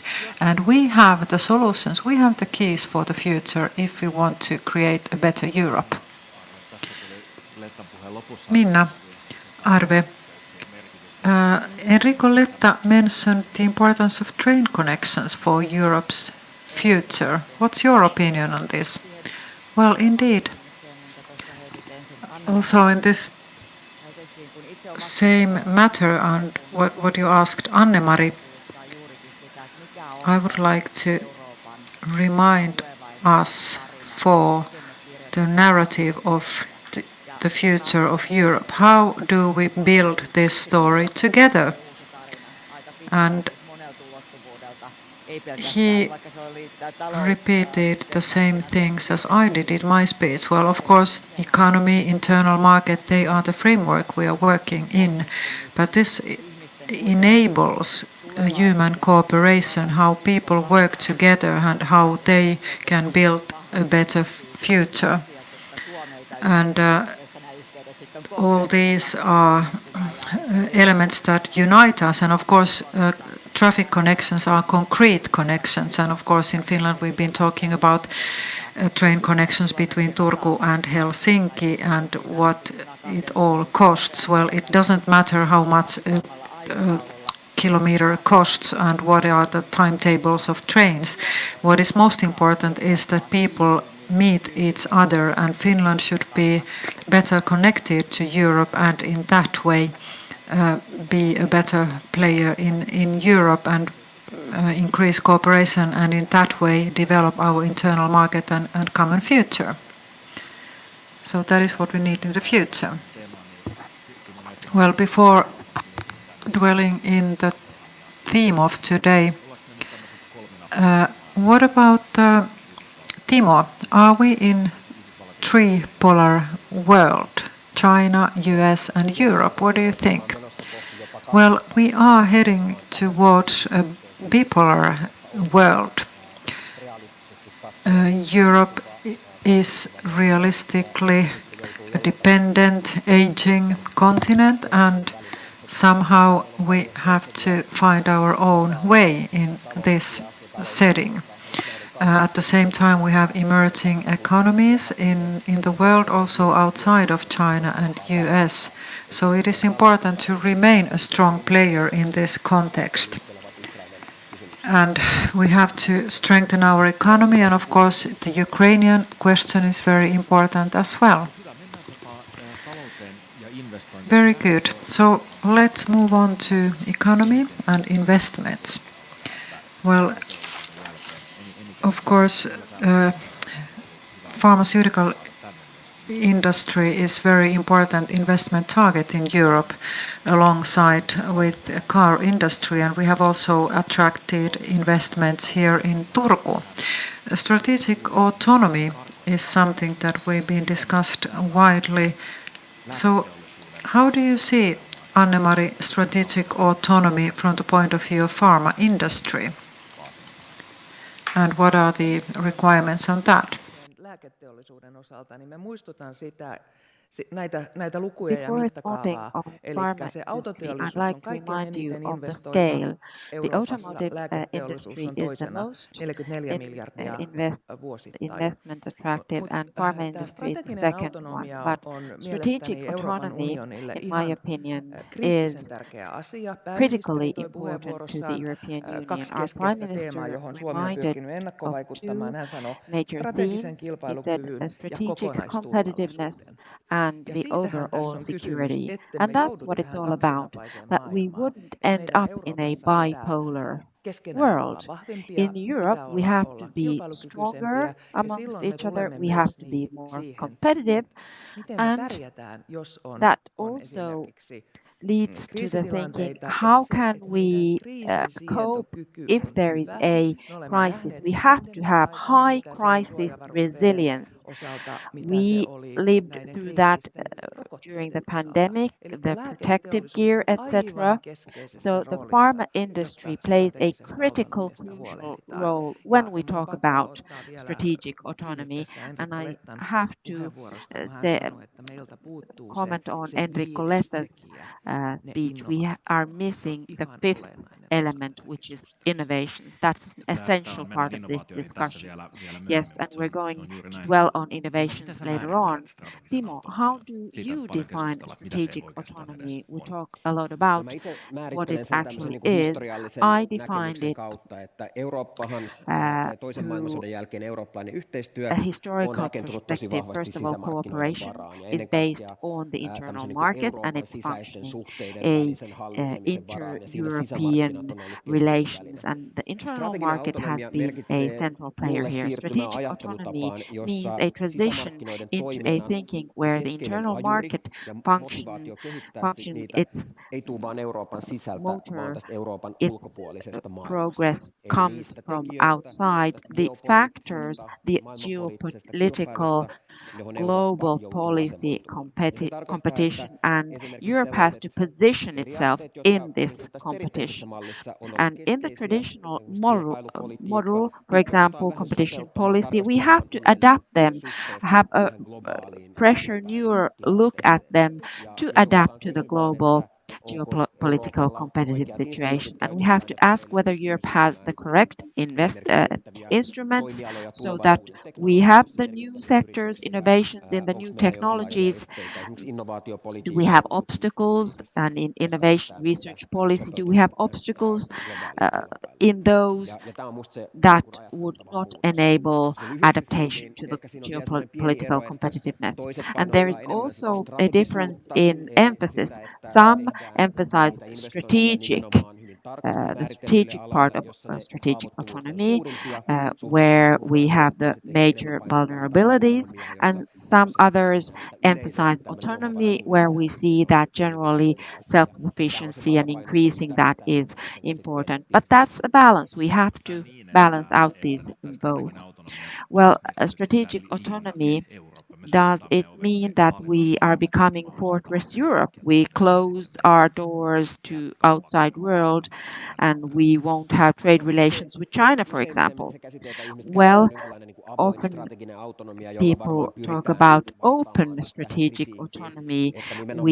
To respond to this criticism, it's clear, of course, that Europe, that globally speaking represents a similar population as the Swedish-speaking Finns in Finland, so 5 to 6% of the global population. So we can't be the leading supplier globally speaking, but we have to depend on supplies from external supply chains. But in certain areas, we can increase self-sufficiency. For example, the competition of future technologies. We can't only protect the traditional industries and start stagnating. We have to look out. Anne-Mari, how would you see from the pharma industry? Raw materials come India, third world, and investments into Europe. Could, for example, Europe cope alone in pharma industry? No, that's not realism. Strategic autonomy, what it means, it really means that because it's a global industry, the supply chains are global, so the most critical parts are kept under our influence. For example, we just read that some semiconductor plant is constructed in Dresden because that is that one crucial element needed for a technological development or leap. So let's keep the crown jewels in our power. Minna Arve, on global level competition, do you see this division between, for example, China and Europe? Well, in urban policy and in the urban network where I operate a lot, there's not that much of juxtaposition. That's maybe related to the city's characters. We have to be very problem-solving oriented, so we don't tend to juxtapose these things so much. I'm just jumping maybe out of this theme when we talk about climate policy, biodiversity, for example, talking about a sustainable future, those elements. Similarly, Chinese and European cities have taken it seriously. But of course, then when we talk about North America and the global South, we consider how in their conditions, this know-how that in the global North and in developed countries could find their path to global South. But coming back to Turku maybe and these innovations, Turku is very strongly a town where we develop both shipbuilding and the pharma industry. We had some good news from the shipbuilding industry, but both industries are such, and the operators here in Turku, where our know-how is really leading world class, maybe even best in the world. And that is because there is investment in know-how and competence. Back in time, we had our universities, our researchers. For example, pharma or medical diagnostics development has created a strong base in Turku. And if you look today, for example, at what Bayer represents on a global scale, maybe Turku can be called their capital because the most important global product is a reproductive health medicine developed for women, and that is developed here in Turku. We have many innovations in the pharma industry, and most of them have been developed here in Turku. We have a great tradition, a legacy. We have understood how research can be commercialized, how with investments we can be world-class, best in the world, and how to scale this on a European level to create an understanding that these are long-term things. We have to invest in research, innovations, and companies must invest both research and also the industrial production, because when we look at how well-being is distributed. Anne-Mari. lääketeollisuuden niin kuin yksi näitä solmukohtia. Se on juuri näin kuin Minna kertoi. Finland is such a key player in pharmaceutical industry. Well, that is because we have a strong ecosystem. We haven't had the production here before in such amounts. We have the network, we have the university hospitals, we have medical experts and doctors who are interested in finding new information and creating new data. And we also have had private companies and public-private partnerships in place. And then we've also had good regulation over the years. Finland has the first European legislation for biobank activities. So we have a good framework and operating environment for pharmaceutical industry. Well, Timo, about strategic autonomy, is it a threat or an opportunity?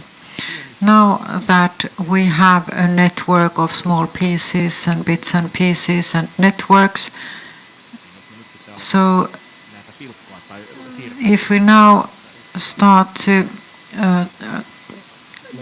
have a more fragmented system, is it a threat or an opportunity?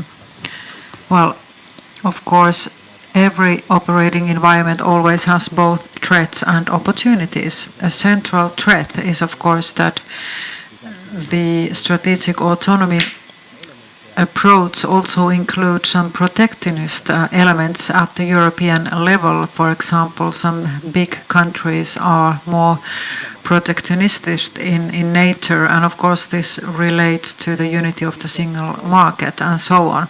And then another approach is that strategic autonomy can also be about innovations. It's part of innovation policy. It's investing in innovations and reallocating investments for innovations, and that is important for us, and that is how key production fields are being defined, and it is important to keep control of our strategic elements. Of course, production and other elements are the fields where strategic autonomy is important in Europe, but also we should be able to have new approaches in the future. What are other elements that possibly should be included in strategic autonomy? So there's always some need for readjustment, but the key debate is the question about how to use EU funds in an effective way, and how to see the pharmaceuticals' place in innovation policy, and how to allocate funds from the European budget to different fields. Before giving the floor to Minna again, I'd like to remind our audience that you also have the possibility to ask questions and give your comments. We have a QR code here somewhere, so you can use that one to present your questions. Minna, well, to continue on this, of course, the context of pharmaceutical industry, strategic autonomy, security of supply, there are many perspectives, and just one concrete example. From 2 years ago, when we were in the midst of pandemic, we realized that developing a vaccine takes approximately 10 years in traditional manner. But at that time, we already had some innovations, and using these innovations, we could develop vaccines in record time. In less than 3 years, we had most of the people vaccinated already. That was a miracle. And at the same time, we realized how internal market really works and how preparedness works. Well, there was no preparedness. We didn't have a common preparedness strategy. We had to develop everything from scratches.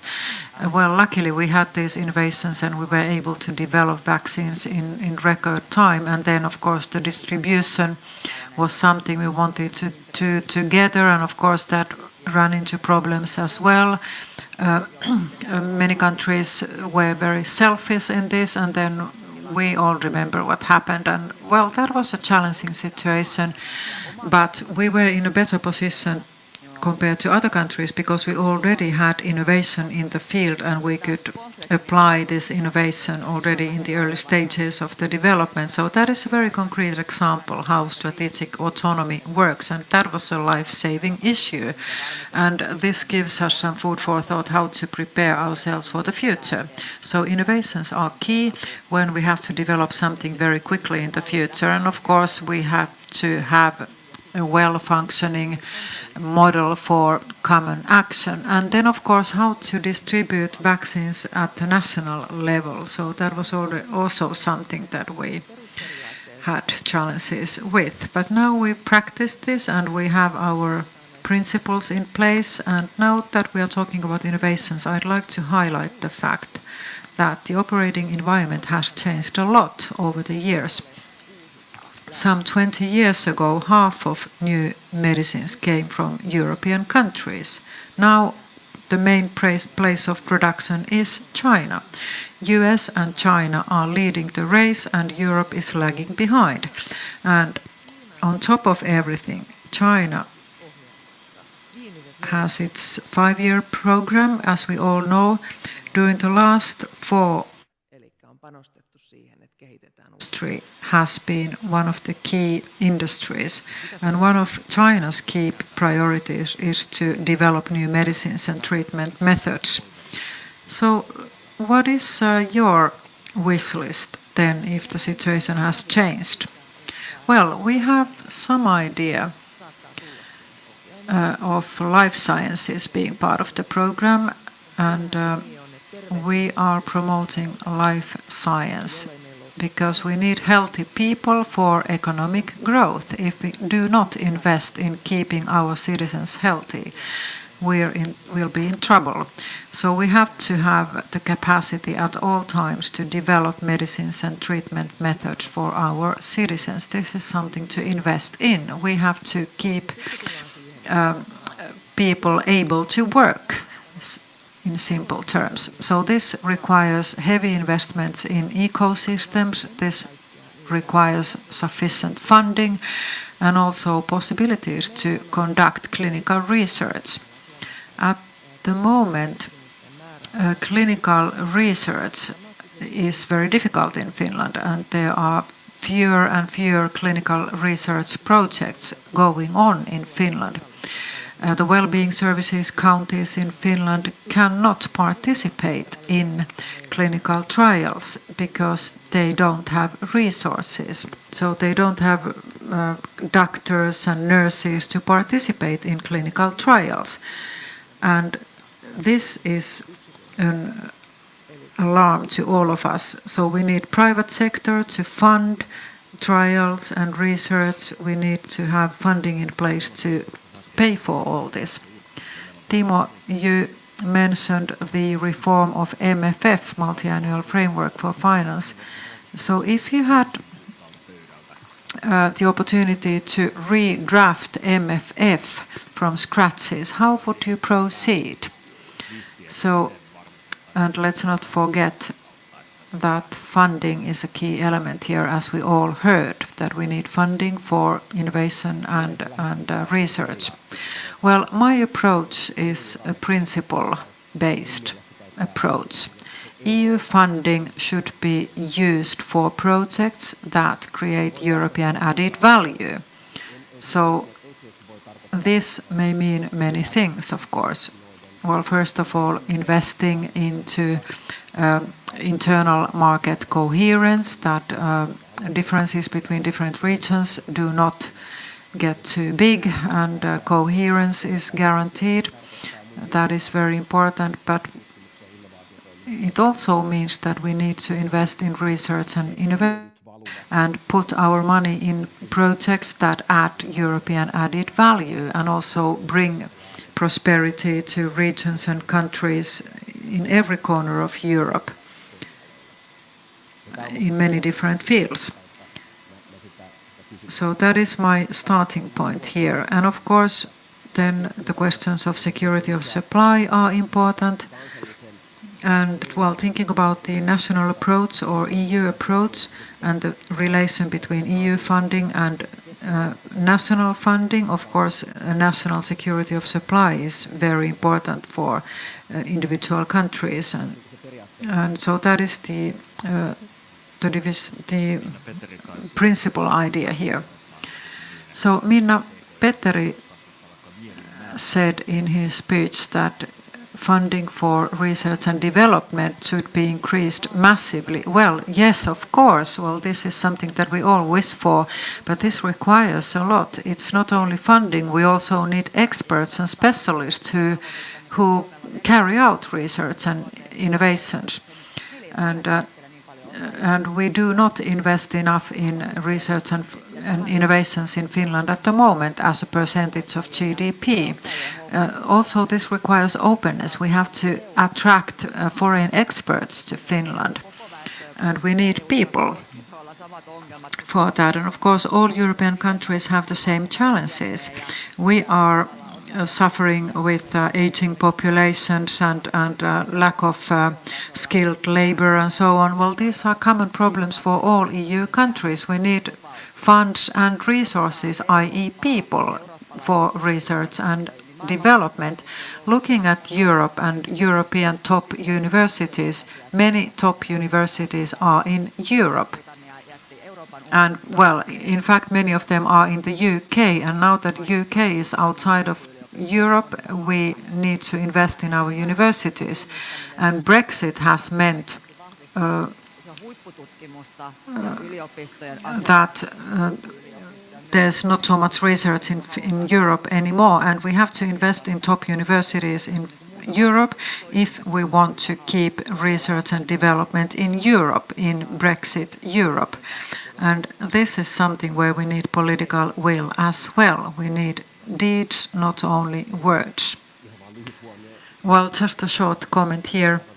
Very good perspectives here. Looking from the university perspective, we need more funding for doctoral research and doctoral studies. Of course, this leads to research and innovation. Of course, we need 100 positions for doctoral training, as has been said in Finnish plans.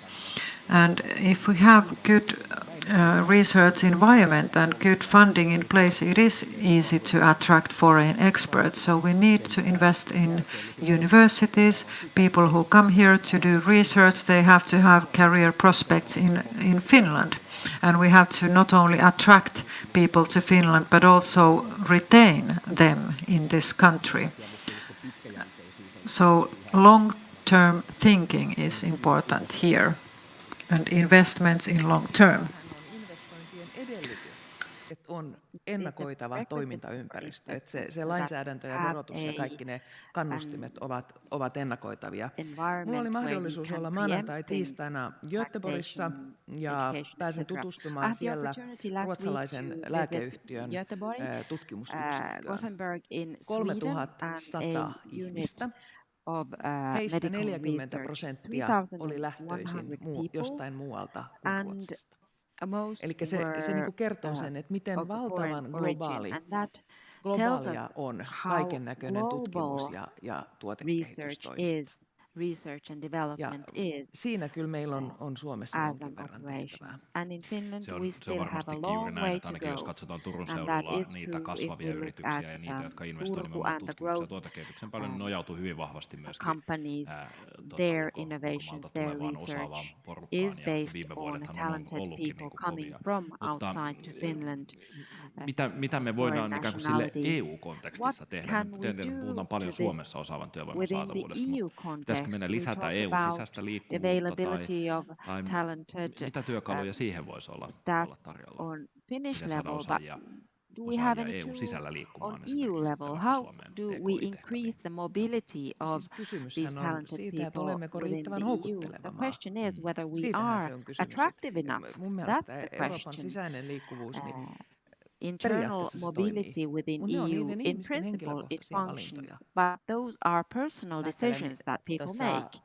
Lettan puheenvuorosta tuli hienosti esille se viides liikkuvuus, joka siitä sisämarkkinoiden alkuperäisestä 4 vapaan liikkuvuuden osasta puuttuu, eli nimenomaan tämä tutkimus, tuotekehitys, innovaatiot.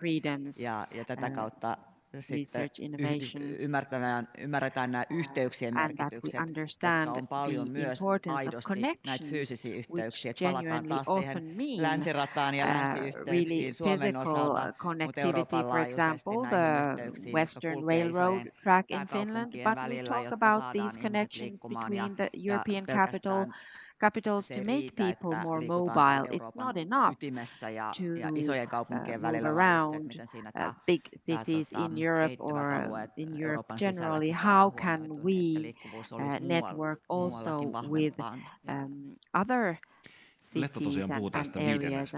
vapaudesta, niin mitä esteitä täällä innovaatiopolitiikan puolella on? Timokin taisi viitata obstacles do we have in innovation policy? Siis osittain ne liittyy just tämmöiseen niin well, houkuttelevuuteen, attractiveness is one.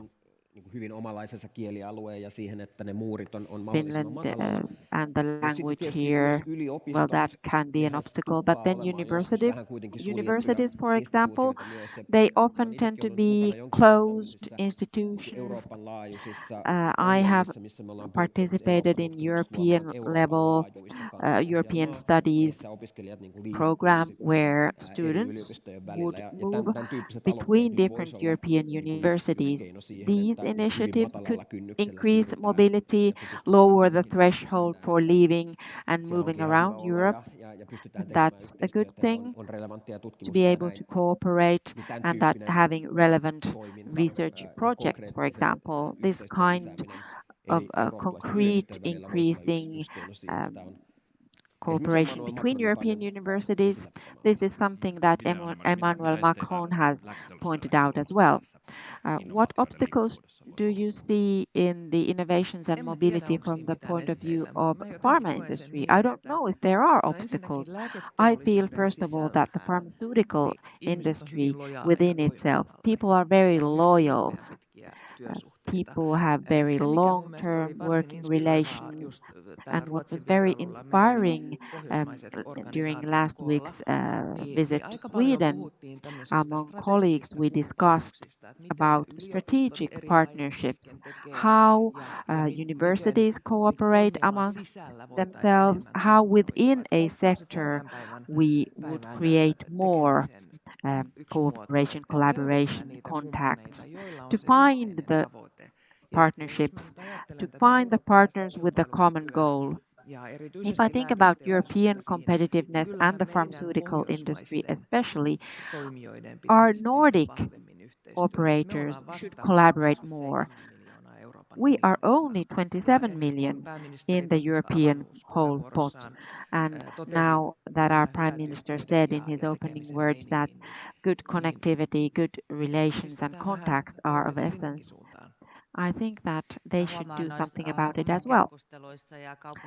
In our discussions and in the network of cities and universities, often cooperation between universities and cities is not very strategic in nature. It's more based on personal relations. And well, we have some networks, for example, the Turku University and the city of Turku. We are part of a network of old university towns. But I'm not sure whether these are always the correct ways to approach things when we talk about the top level research and reconciling the goals and the innovations to make more value added. So looking for more strategic partnerships. It's easy to say, but it's not so easy to do actually this on a global level because all the other universities think the same and they're searching for the same partnerships. So physical encountering, physical meeting between people, this is very important when we look for strategic partnerships. And it's very important in top-level research and innovation projects. Europe Forum this year talks about a secure future for Europe. and it springs from the big change in the past couple of years. Security situation and security is high on the agenda. How do you see health policy, pharma policy? Is it part of security? Is it an element of it? Yes, to a great extent, I would say. In the two previous speeches, there was a reference of the concept of overall security. It's not only securing our borders, it's also that people cope and stay healthy. They have a good functional ability. Our demographic challenge is huge. We have talked about it. I have attended discussions on this for the past 20 years already, but we are now facing it up front. We should find solutions. Timo, how do you see this? Is health something that is strategic to Europe? Well, to me, it is a question of security of supply. I understand the overall security concept, and I understand that there is a question of securitization in different spheres of policies. If we think about the need, for example, to release some packages, for example, or for example, increase availability of HIV medicine in Africa, where sometimes the initiatives can be counterproductive, but I think that health is part of this overall security. Climate change will enable or cause pandemics such as we saw with COVID-19, and the risk of these pandemics is increasing. That's why on all continents, but in the unified Europe, we have a great responsibility to do our share in combating climate change. We understand what the limits the sustainability of the Earth are and what the pandemic can be. Biodiversity strengthening it is related to it because that is part of global resilience. Climate change is progressing, and the big health policy threats, I see that they are these pandemics, and that can lead to challenges in innovations and research as well. We have one question from the audience, and then we will draw to a conclusion. Availability of foreign employees. It seems that many authorities are not so open to foreign workers. Minna, this is a well-known question to you, a good question. I know it very well. It's a diverse question.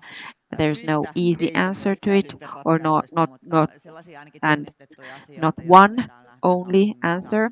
We have identified these things in my organization in business life. First of all, for example, employing foreign language employees. There is a high threshold for this in small companies, especially because it affects the communication culture, the business culture. Once you have gone over this threshold, it becomes lower. And together with our Chamber of Commerce, we are constructing a model where students could be recruited in the SME sector because it would be a light and easy way to employ foreign staff. We could kind of experiment on it in this light manner. And we also have the responsibility that in our town organization, diversity is seen. 15% of Turku inhabitants are of foreign language origin. So we do have a way to go in developing this as well. Anna-Mari. This is something that I've been dealing with in my previous work, and students are very important group. Foreign students who don't know Finnish have difficulties in finding traineeship places in Finland. This is something that we should solve. And for companies, it is often very difficult to employ the first foreign employee. The threshold is very high. And we should facilitate this by offering help to companies who want to employ foreign employees. And we have a few foreign employees, and many have reported that if they meet foreign employees who are in a higher organizational level, that helps. So if they proceed in their careers, this often brings benefits to companies. And of course, foreign employees learn Finnish as they work on the job. And also, some companies said that offering Finnish language courses in their workplaces was a good step. We've been talking about investments, economy, innovations, and strategic autonomy. Just one more topic for the end of the panel. Ursula von der Leyen's Commission is ready to start work, and they are drafting their final program. So what is your wish to be taken in Commission's new work program to make Europe a better place for innovations and pharmaceutical industry in particular? So 3 sentences maximum. What are your wishes for Commission's work program? Well, I can start. Well, one key challenge is that EU funding is needed for research, but also countries should take care of their share. So cohesion policy instruments could be used in new creative ways. So EU funding should also work as a leverage for adding national funding as well. Well, I have similar ideas here. So allocating funding is very important. And it's important to allocate funding to such universities and cities and locations in Europe that add value as much as possible. We should not only look at cohesion policy and regional policy. So this is a key problem, and we have decided in Finland that most EU funding is allocated in northern Finland and eastern Finland, which is well justified in Finland. But, for example, Oulu region or northern Ostrobothnia, which are thriving economically, they still receive much more funding than southern Finland. And of course, this creates a national bias.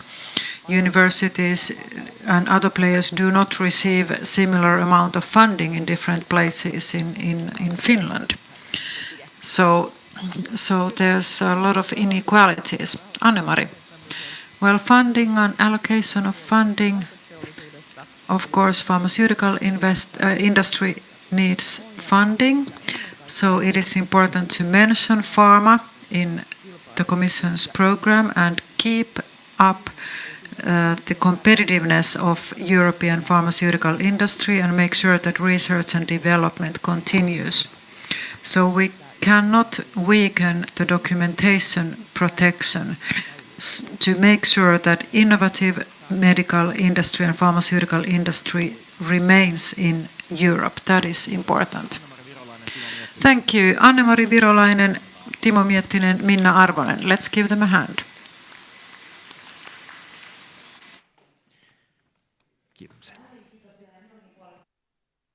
Sekä yleisölle. Okay, my warmest thanks to our participants and the audience. So the program continues, and the last program today is Comprehensive Security and EU's Research and Innovation. The cafeteria is open, and we'll see you later. Thank you.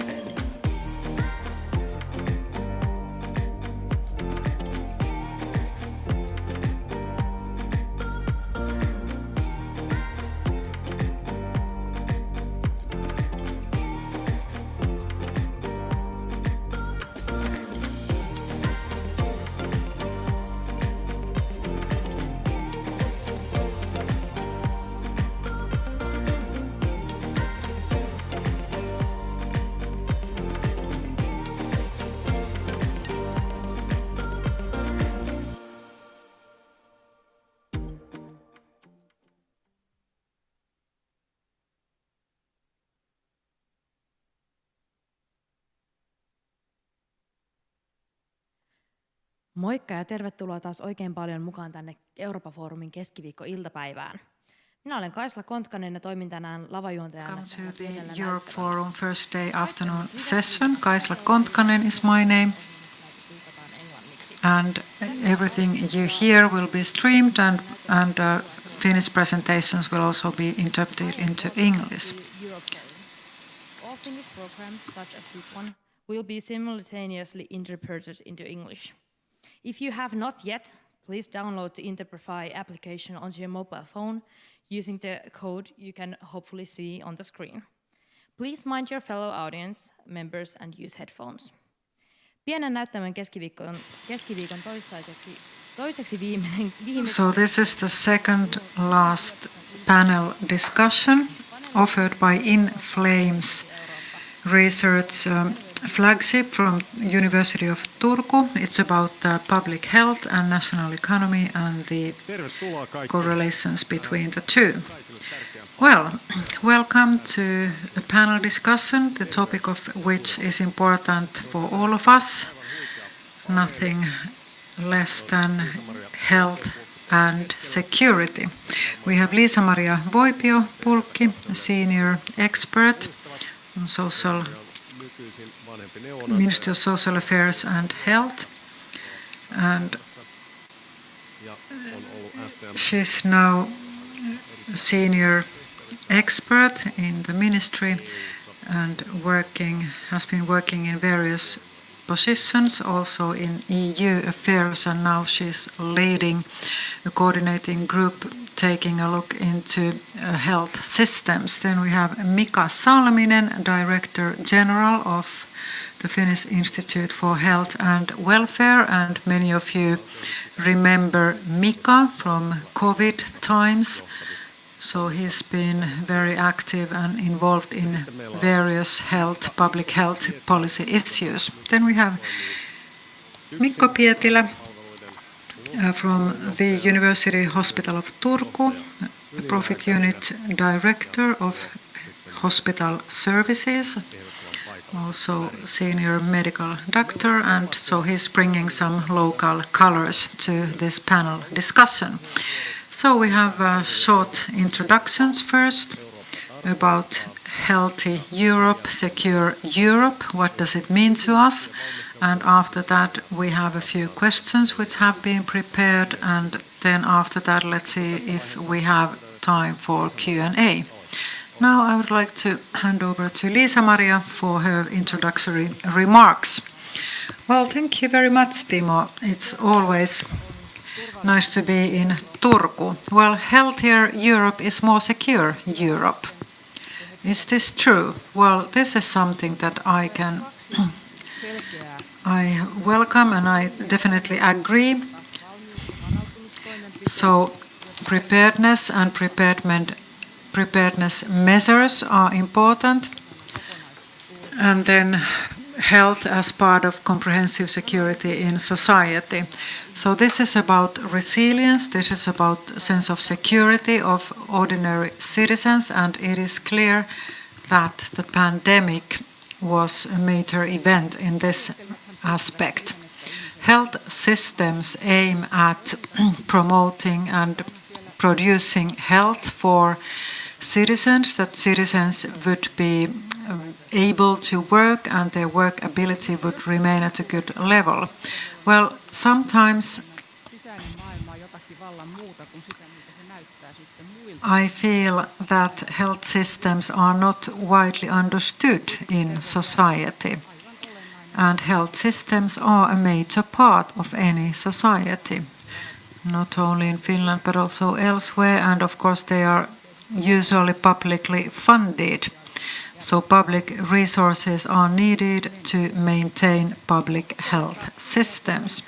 From the outside, well, of course, health systems are often regarded as part of the universal principle that health services should be offered to all citizens, and also based on citizens' needs, they have to receive health services. Well, Europe is a bit heterogeneous in this respect because not all countries are part of EU and all countries in general accept the principle of universal health services in Europe. And then of course resilience, crisis preparedness, comprehensive security, these are all key words in terms of health systems and health as well, not only in the EU but also elsewhere, also in WHO countries. Well, here the big organizations have found a common tune, so we closely cooperate and we try to strengthen resilience everywhere in the world and also stress resilience and resilience towards disease. Finland has a special system in this respect because public health work is part of universal health system. In many countries public health is considered separately, but in Finland they are united. And then third perspective is the need for reform and internal pressure and operating environment which is constantly changing. We need a self-directed system, but also a lot of input is coming from outside. And then of course human perspective. So of course people are very concerned about their health. They want to have security that they have health services whenever they need. We have given a service promise to our citizens and they should be able to receive health services anytime they need. So we are partly contributing to people's sense of security. And also from the European perspective, we are used to having good health services. Well, this has not always been the case, nor is the case in many other countries.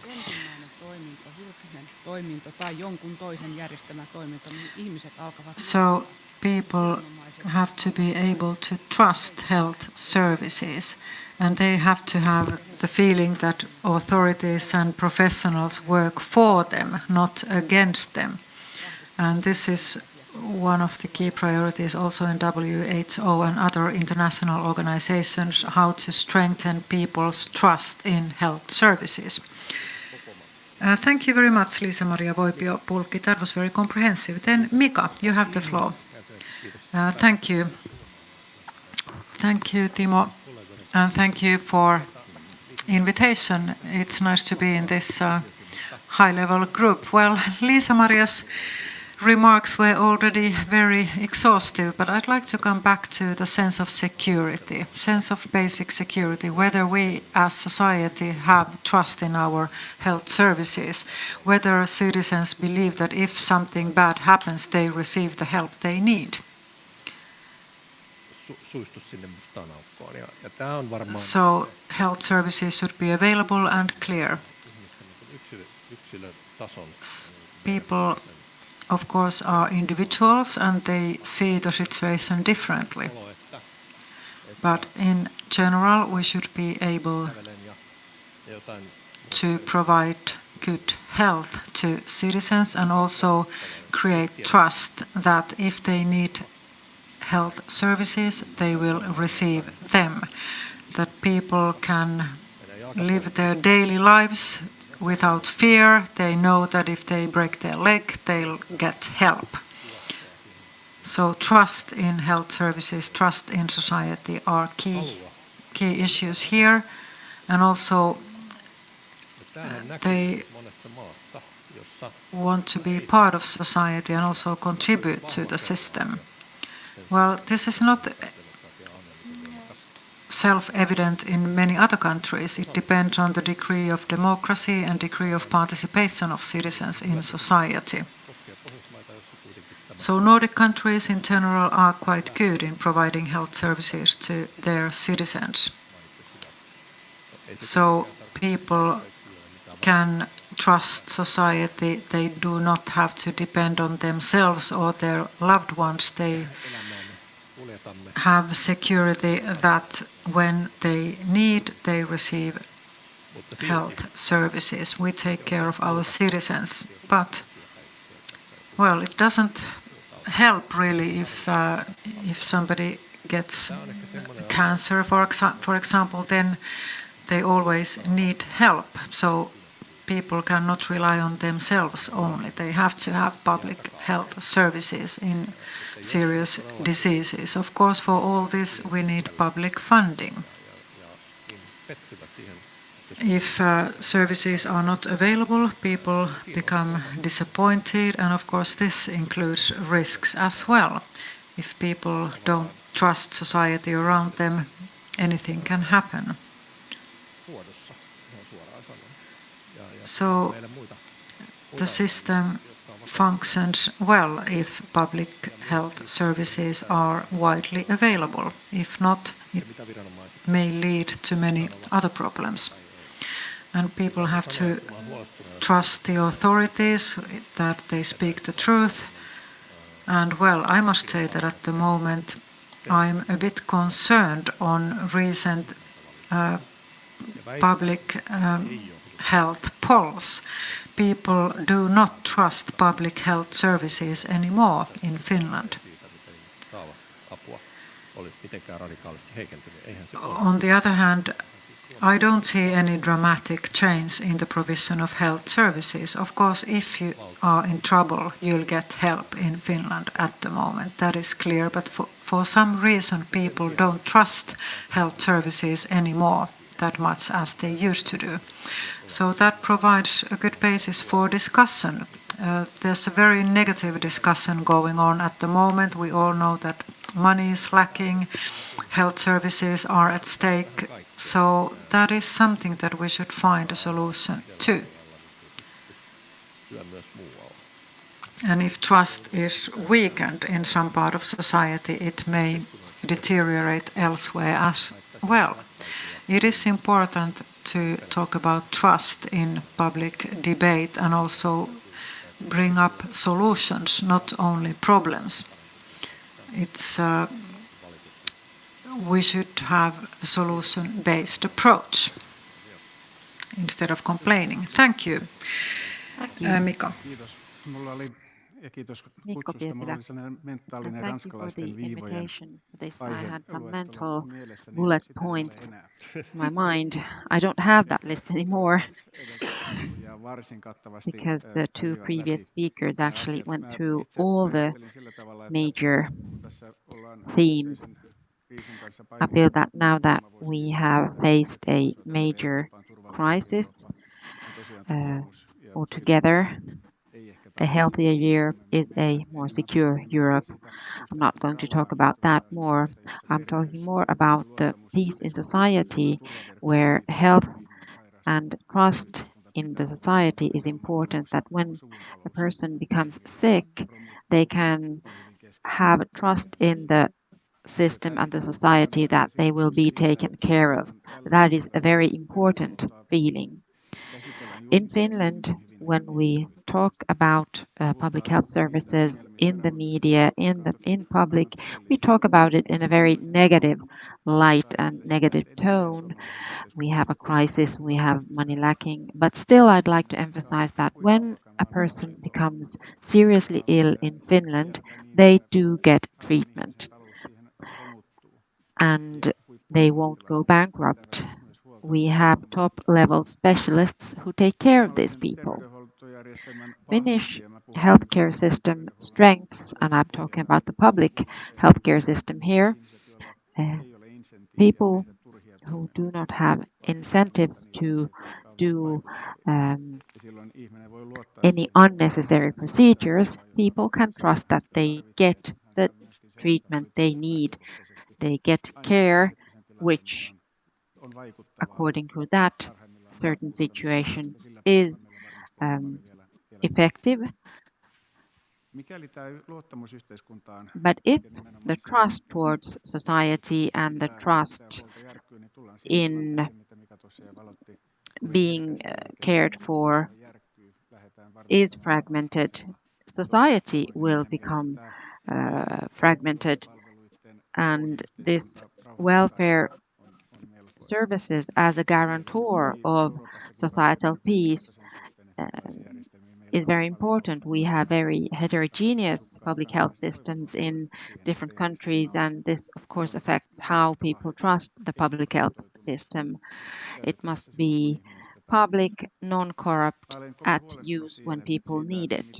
I'm very worried that how the cuts in our welfare services, which now are conducted because they're needed to secure future financing, how they will impact the situation. But I really do hope that in the future we can find resources to fund the essential care needs. Thank you. Let's start off with a basic question. Mika, how would you see what is health on population level? Well, health, it can be easy to define. The WHO says that health is a perfect physical, psychological, and social well-being level on individual level. And I'm sure that the director for the Finnish Institute for Health and Welfare can say more what this means on population and national level. But it is similar that we admit the realities that such perfect health doesn't exist in a society for everyone at a certain moment. But we can, in the best possible way, try to operate towards it, try to achieve it. And the social well-being, of course, is a question that not always is taken into consideration as well as then psychological and mental well-being. Liisa-Maria, you are also active on European level. What kind of health challenges are there on European level, and do they differ from Finnish challenges? They are very similar.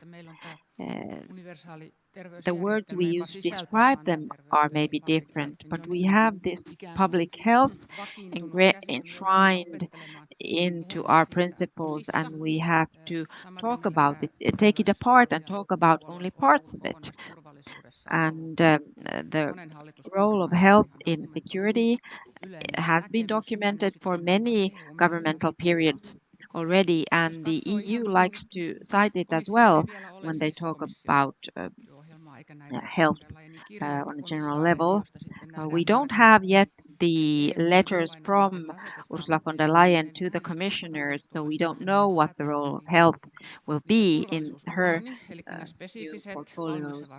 But this security union, so preparedness, security of supply, this is something that we launched during the pandemic, and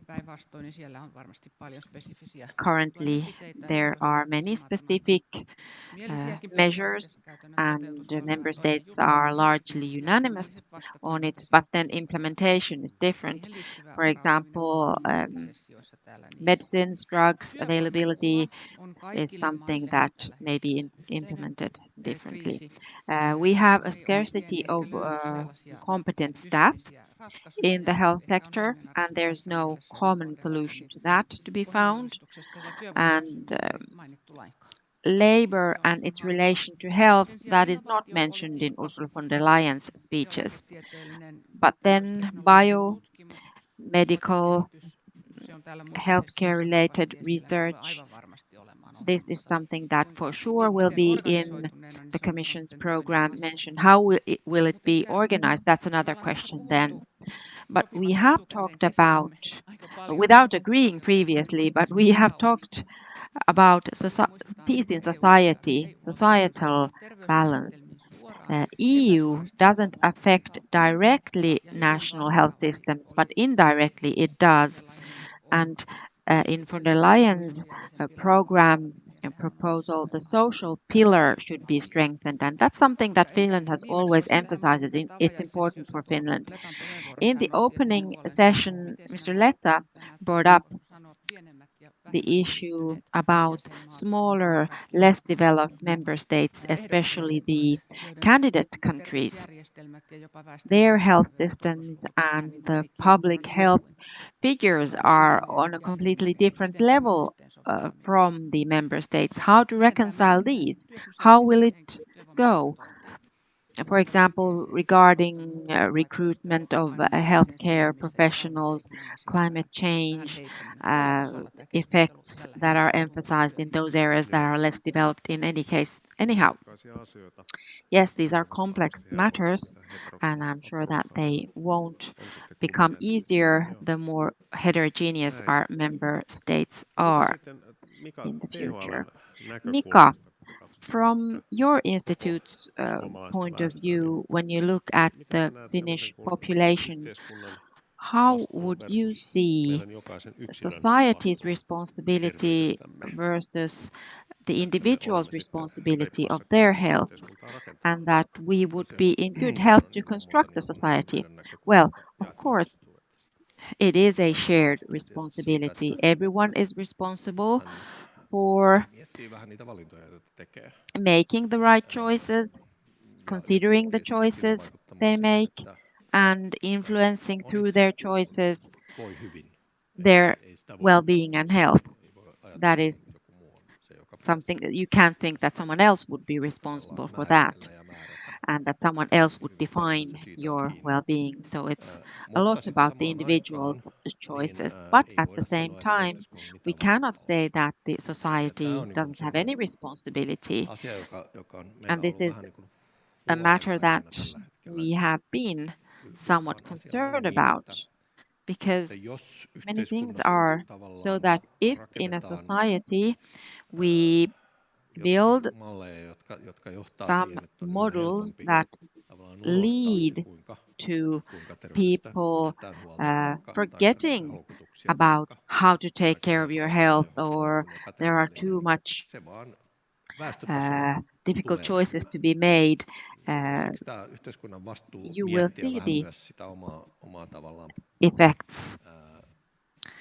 And you have to consider your own political alternatives. Take health into consideration and welfare into consideration, because also in all policies it doesn't come true. For example, for the nicotine products that are on offer now, we forgot completely the health aspect. Well, everyone knows our opinion that we shouldn't make it freely available because it will have an immediate effect if we think at the health challenges, substance abuse, mental health, and obesity. These are the three most serious health problems that modern society faces. So if the health system is in a new mode, or we have to find a new mode to make it more efficient, it is concerning that we have many factors that maybe drive people in the wrong direction. And I don't mean that we would go towards a society where everything is dictated to you, but we should enable good choices more in how you live your life, be it eating, drinking, or maybe substance abuse.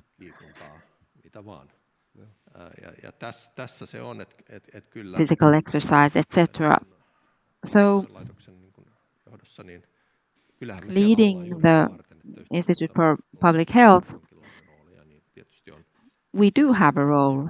The society has a role, and the individual has a role as well.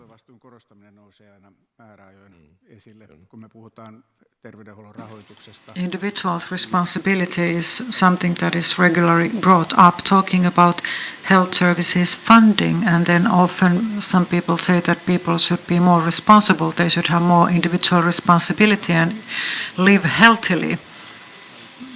But it is quite difficult to quantify and maybe also difficult to realize. What does it include? How do we define individuals' responsibility? What are the terms and conditions of it? To what extent can we rely on individual responsibility, and what is society's role? And sometimes people cannot do the things they want to do themselves. They need society's help. So we should go for shared responsibility. That is clear. Liisa-Maria, did you have something to add? Well, one important aspect here is reading skills and media literacy, how to read health information. If I remember correctly, we used to have health education in schools, but then it was taken away, and now it's been brought in again. And also in the matriculation examination, you can choose health education as one of the subjects, and that is good. It is important to offer the right information to citizens. Citizens should understand what are the basic factors of health, what are the lifestyle factors that matter in terms of health, and how to promote one's health. They are important pieces of information. There's a lot of misinformation, disinformation going around all the time. So it is important to emphasize media literacy skills. And also our health systems are a target for hybrid attacks. So security is very important in this perspective as well. Health systems have a lot of sensitive data, and this should not end up in criminals' hands. So we already have a few examples of how hybrid attacks can stop all the systems immediately if the attackers so wish. So we need a lot of resources.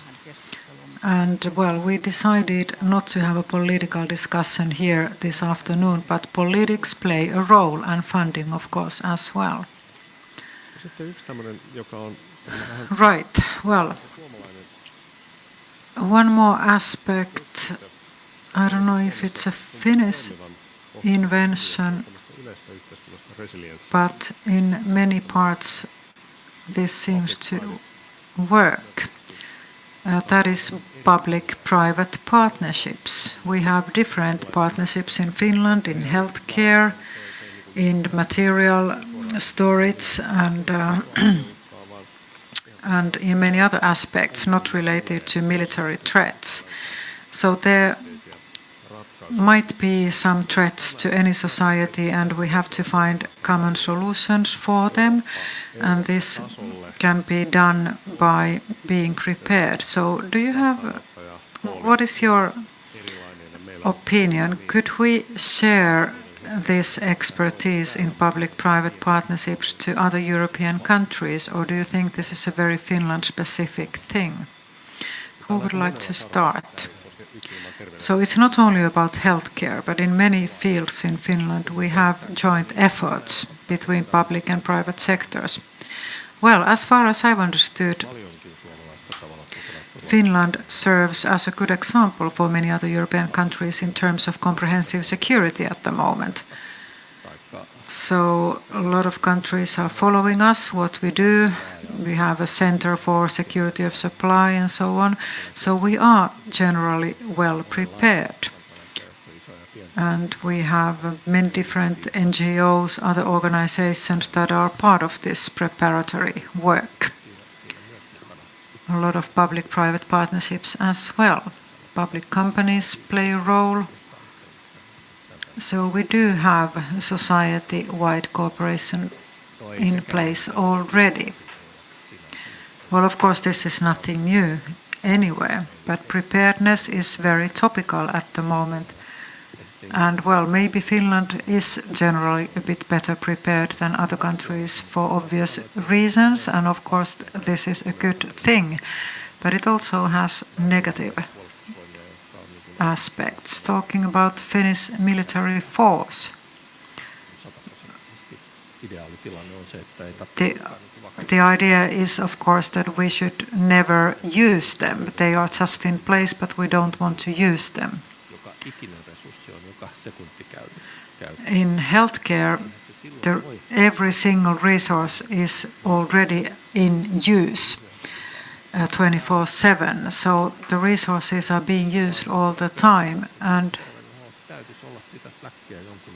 therefore we should have some space there, some free space. If something unexpected happens, as the pandemic, we should have free resources for tackling sudden attacks or threats. We do not have time to build resources when something happens. Well, these are maybe the lessons learned from the pandemic, that we have security of supply, we have storage of critical items, and we are well prepared, and we have some free resources available if something sudden happens. And of course there are various plans, and now it's time to think which ones of them can be implemented in terms of food, in terms of healthcare. To what extent should we store different items for possible attacks? Of course, we don't want to end up in a situation where we are running into trouble because we do not have any available resources nor any storages of critical items. Well, the basic functions should be public in Finland, in my opinion. Public sector should be responsible for the basic functions of society and the basic reserves. But of course, private sector can play an important role as well. Liisa-Maria. Well, it's been clear to me for a long time that, especially during the pandemic, when we are talking about healthcare, it's an integral part of society. Healthcare cannot operate without other factors and elements and players. So all policy fields should support health, and they should contribute to our objectives as well. We are also very dependent on other sectors in society. Well, telecommunications, traffic connections, many aspects of society are critical to healthcare system. Healthcare system cannot function without other systems and sectors in society. We do not only employ healthcare professionals, but also many other people. So this is something that should always be kept in mind, that interdependencies are very strong in society. All sectors are dependent on each other, more or less.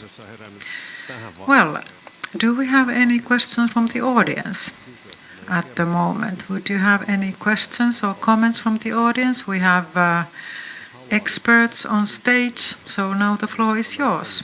If you have something to ask, we have microphones available here, or shall we just continue our discussion? I think that there are questions in the chat. Maybe Mika will. Cross-border healthcare in the EU enables people to travel to another country to get healthcare. How can we help them to look for safe healthcare cross borders? Who would like to answer? Maybe I could start. When we think about Europe and how much health tourism is there, we see a certain level of this kind of activity, but the question is, how could we get health services for Finnish people from elsewhere? We see that increasingly Finns go elsewhere to get operations, for example, because the services are on a different level than what they would be offered in Finland. And as a high official of the public healthcare system in Finland, I would challenge our system to be able to serve our population at a high enough level so that there would be no need to search these services from abroad. One thing that is related to this is how to estimate whether the care is adequate that they receive. We do have to evaluate this time and again, whether it is according to the Finnish care guidelines. The official in me says that, well, we don't have the budgetary funds to investigate this because we can't preempt this in any way. But as long as we cannot serve our population according to their needs, then we just have to accept this phenomenon. Liisa-Maria, in EU, people move across borders. In the opening session, we heard very well from where we have started in Europe and things where we haven't been able to agree for as a single market. Healthcare was not mentioned, and actually healthcare has remained national competence. But it is something that affects people's everyday life. And there are regulations related, for example, to medical records being transferred cross-border. And this is a prerequisite when a person wants to look for healthcare cross borders, because we do have the care available, but data transfer has been, and sensitive data transfer has been an obstacle, and there will be a regulation on this. One concrete tip I'd like to provide is visit the Kela pages, the Finnish Social Security Institute, and order your EU healthcare card, because that enables you to get care, public health care, anywhere in the European Union. This is a thing that not many people don't know. There's one question. Tapani Piha. I used to be an official in the European Commission, and I was responsible for this healthcare and digitalization. I'd like to continue on the previous question. Our unit was also responsible for the knowledge and know-how clusters and networks. In Finland, when we have, for example, research on some orphan diseases, why don't we consider this on European level if we should maybe concentrate our efforts and have these specialist units? There was a piece of news a couple of weeks back that a Finnish baby had to have an operation in Denmark, and that was something negative. But that child was secured the best possible care. Would there be a need? Would it be beneficial that we would cooperate more on European level in the most difficult cases, but also maybe in some other cases, not so serious? When we think about this European cross-border healthcare and how it is implemented, Danes went to Sweden for dental healthcare because that was more available there. Mikko, yes, of course, in Finland, if we have a situation where, for example, there is a serious natal heart defect, we can look for care abroad. And there's nothing bad. I used to be a cardiologist myself, and I know that we might get someone who does these heart operations on a regular basis. They might be more talented in doing these than those who only do these operations now and again. So we have to know that in basic healthcare it's sometimes difficult to define what would be the best place to get the healthcare. The other side of the coin is that we produce high-level care also, and we get people from abroad. For example, in Turku, we have certain high-level competence related to mobility, and we get patients from abroad to be treated there. And the record was that the Mayo Clinic sent a patient to Finland.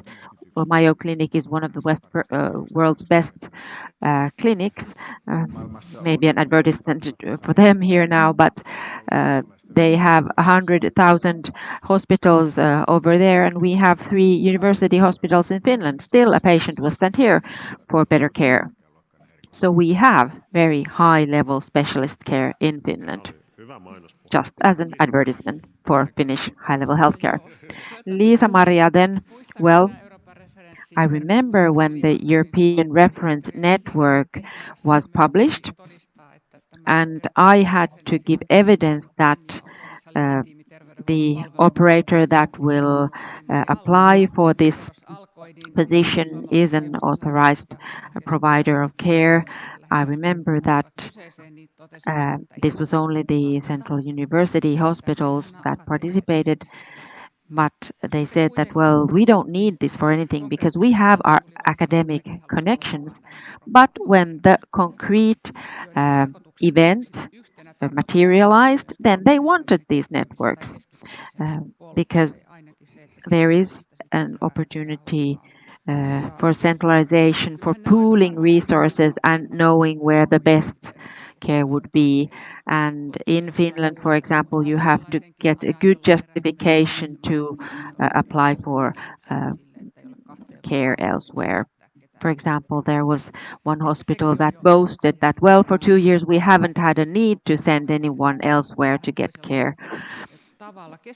But in continental Europe, this is a different kind of phenomenon because mobility is much greater there. And this cross-border healthcare includes also the freedom of choice.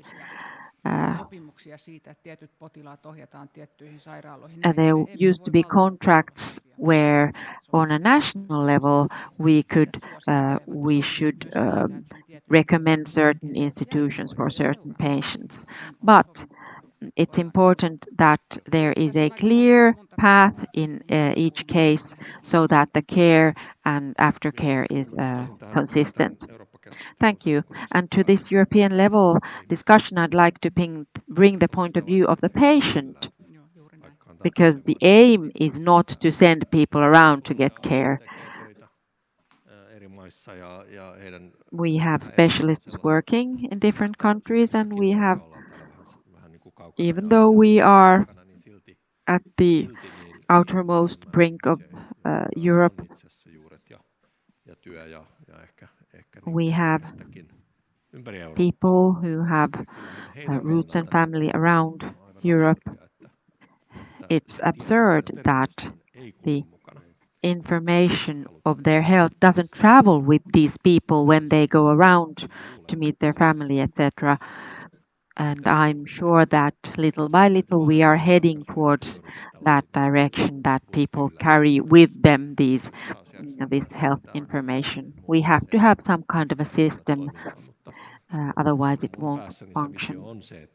But my vision is that sooner or later the health sector will be constructed and distributed in a different way than today. I'm sure that some IT programmer will find that solution for us.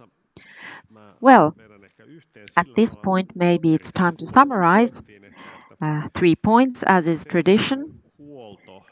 Healthcare is and must be the most trusted part of our society, because everything starts from that. It's closest to our own personal activity. And health is a significant part of security, overall security, comprehensive security, because without health, well, everything else seems secondary. But as came really evident from this panel, health production cannot be done only through healthcare professionals or institutions. We need the whole society to construct this.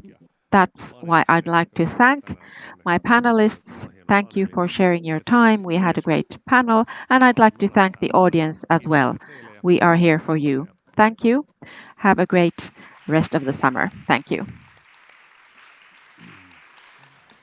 Oikein lämmin kiitos vielä minunkin puolestani niin panelisteille ja moderaattorille kuin yleisölle täällä paikan päällä ja verkossakin. All our panelists, the moderator and the audience. Our program continues in 15 minutes. We hear a presentation on comprehensive security and EU's research and innovation. Coffee is served in the lobby. See you in a minute.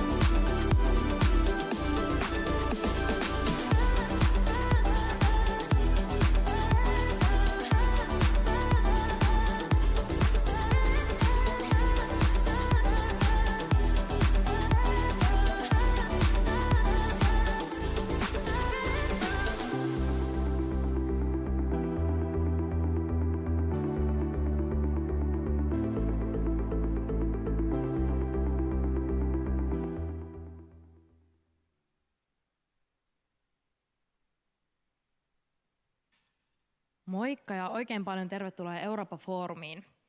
Minä olen juontajanne Kaisla Kontkanen ja täällä on alkamassa pienen näyttämön keskiviikon viimeinen paneeli Comprehensive Security and EU's Research and Innovation. Paneelin kielenä tulee olemaan englanti, joten jatkan juonnon loppuun englannin kielellä. Welcome to the Little Stage's last program of the day, which is going to be Comprehensive Security and EU's Research and Innovation.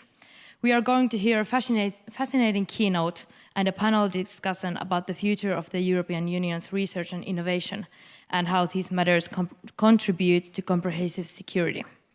The chat is open, and if you want to participate in the discussion, read the QR code seen on the screen here. The panel is brought to you by the joint efforts of University of Turku, Aalto Academy University, Turku University of Applied Sciences, Novia University of Applied Sciences, and the Turku and Southwest Finland EU office. Welcome, everyone.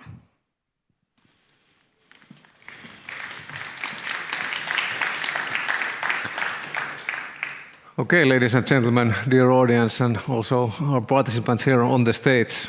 Like we heard, next we are going to turn our attention to the questions of comprehensive security and European Union's research, development and innovation policies. My name is Markku Jokisipilä and I hail from the University of Turku. I'm a professor there and also leader of Center for Parliamentary Studies, and I will be a chairman and moderator for this session. Our coming session has two parts. First, we are going to hear a keynote speech by one of the leading European voices in the field, Mr. Marc Lemaitre, Director General of Research and Innovation at the European Commission. Lemaitre hails from Luxembourg. In his keynote speech, he's going to shed light on the critical and long-term objectives and the needs for EU's R&I policy and funding, how these contribute to strengthening the comprehensive security in Europe. We are very much looking forward to hear his views on these ongoing topical initiatives, including the dual-use technologies, and explore the potential impact of R&I policies and programs. Then, after Lemaitre's keynote speech, two additional panelists will join the discussion, namely, there in the middle, Anita Lehikoinen, Permanent Secretary of Ministry of Education and Culture in Finland, and Jani Erola, Professor and the leader of Invest Research Flagship Center in the University of Turku. Very much welcome to all three of you. Now, Mr. Lemaitre, before I let you start, I have to ask, because it interests me, how have you liked Turku and Europe Forum so far? Is this maybe your first time here in Turku? Well, indeed, it's the first time, and I am discovering what I must say looks like an extremely vibrant and attractive city. And I certainly have enjoyed very much the scene setters of this morning. I might refer, in fact, to one thing which Prime Minister Orpo said this morning, which was music to my ears. And so I'm extremely grateful for your invitation to have me here at the European Forum this year. Okay, welcome to Turku, and it's great to have you here. Now the floor is yours, please. I will stand up here because I need something to hold my one-pager. And this is just what I needed.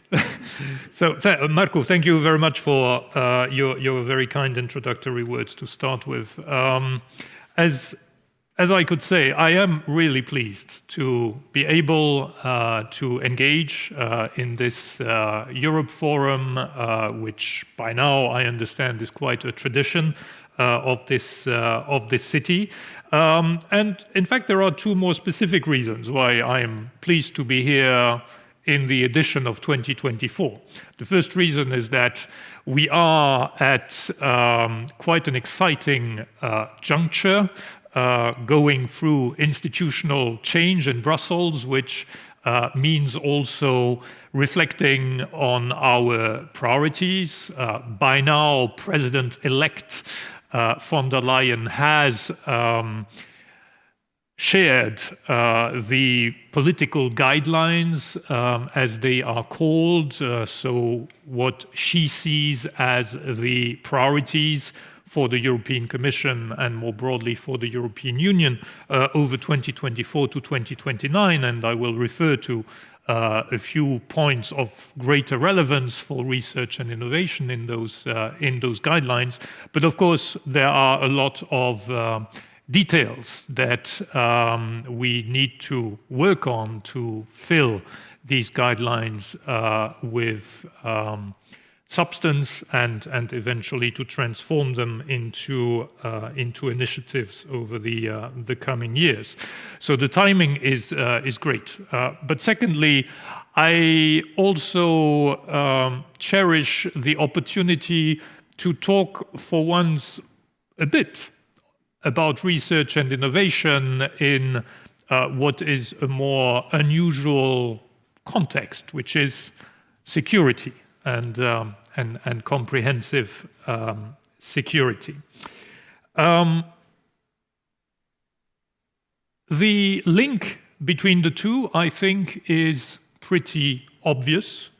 Comprehensive security needs economic strength, at least security over the long term needs economic strength, and we see that the terrible war which is raging in Ukraine is also one of economic strength over time.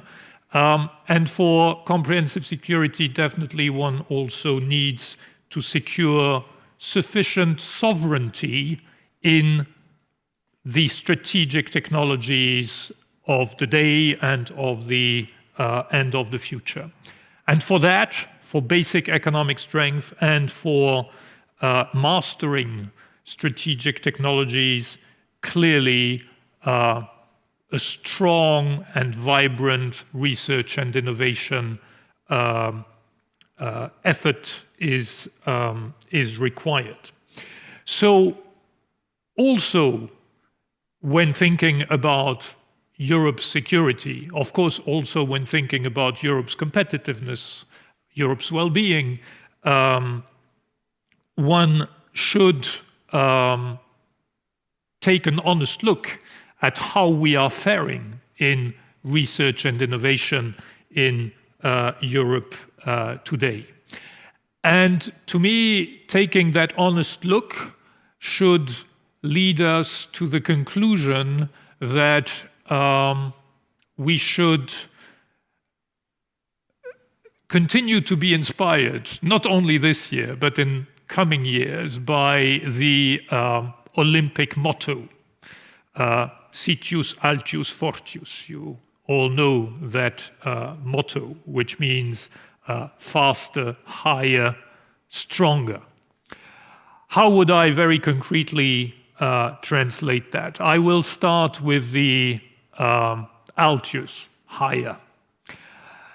Why do we need something higher in research and innovation in Europe? Well, if I take us back to a year already pretty far back, but when Finland was already a member of the European Union, 2002, I believe, Europe set itself as goal to spend 3% of GDP on research and innovation.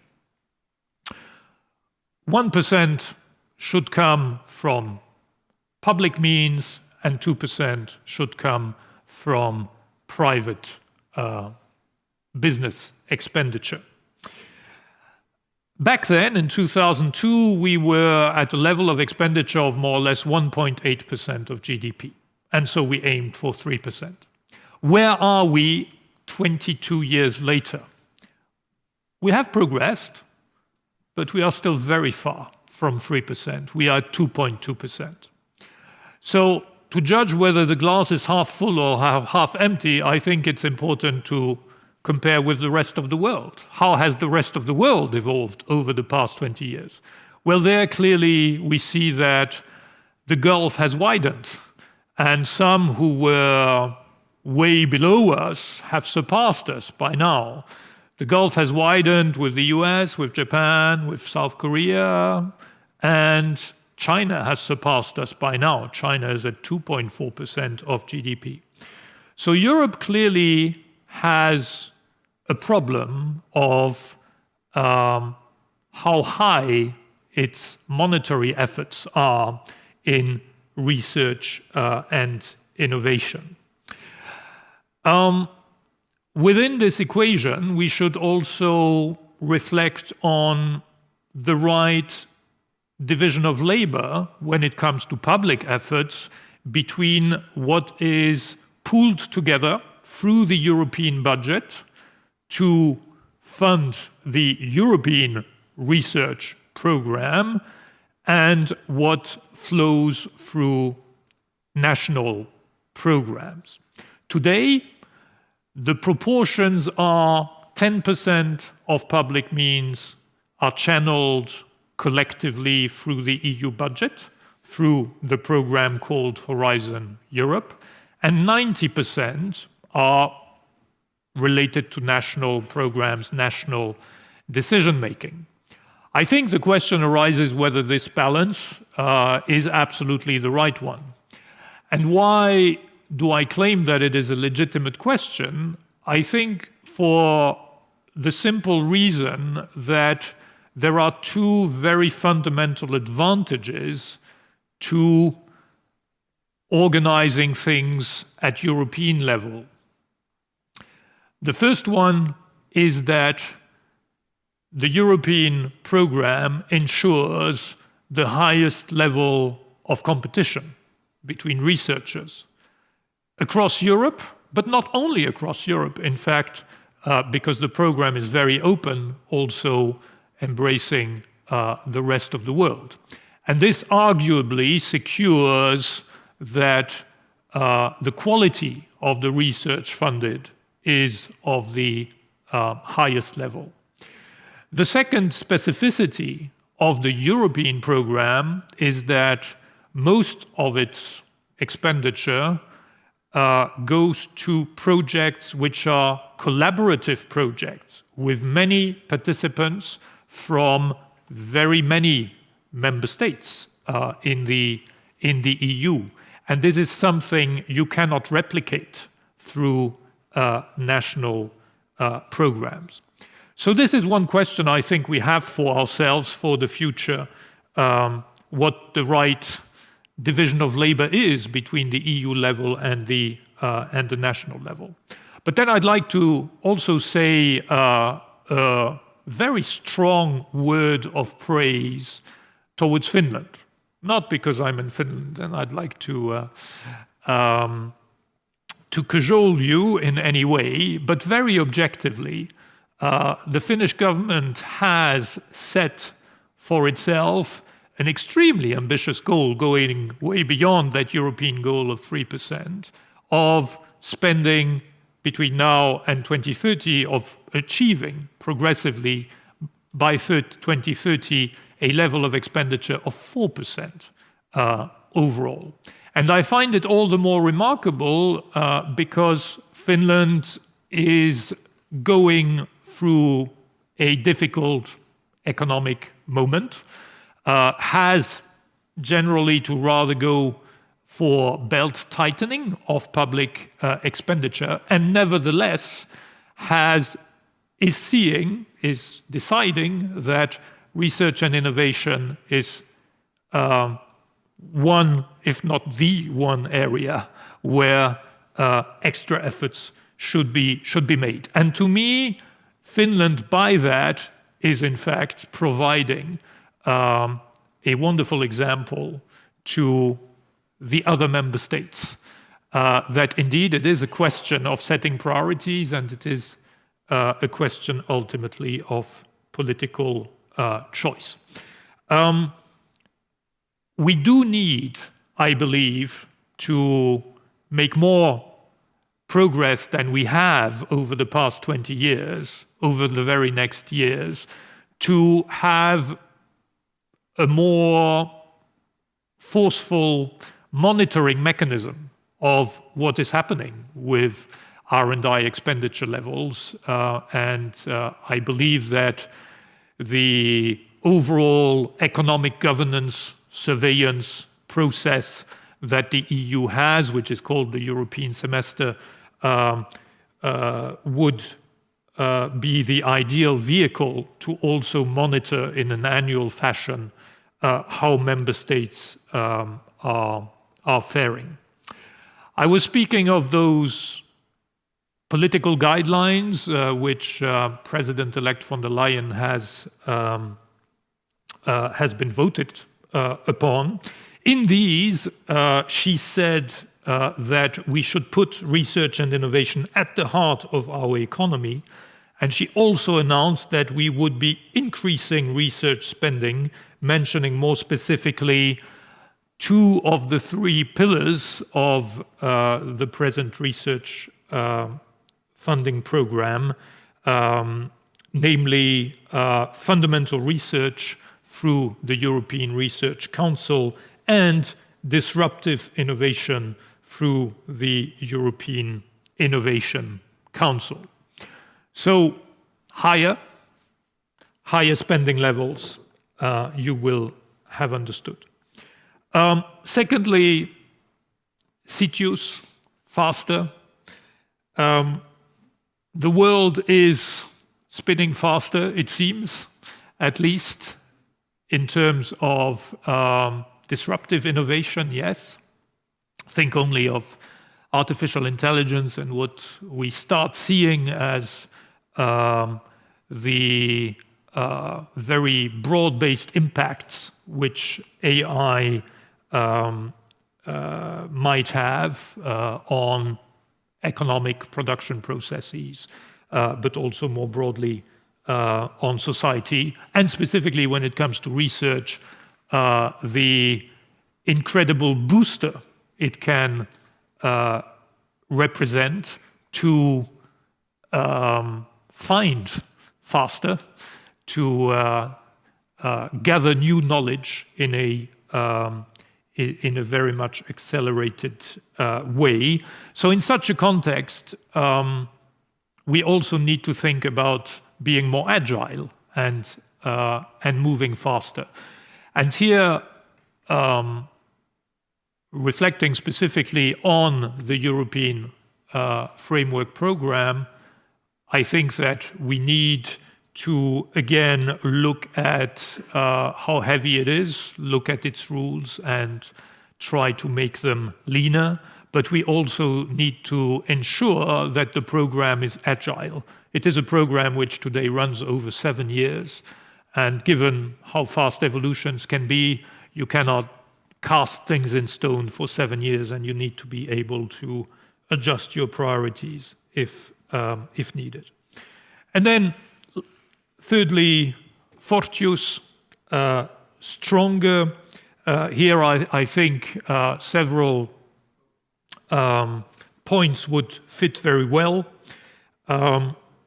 The first one is that there is one point of frustration in our research efforts at European level presently. I was talking about the advantages before, but I want to also honestly recognize that we do not have a visibly working link between research efforts and eventual knowledge valorization, exploitation of results, and deployment of new knowledge or technologies that would flow from it. And here we definitely need to reflect on what has worked until now. I think with the European Innovation Council,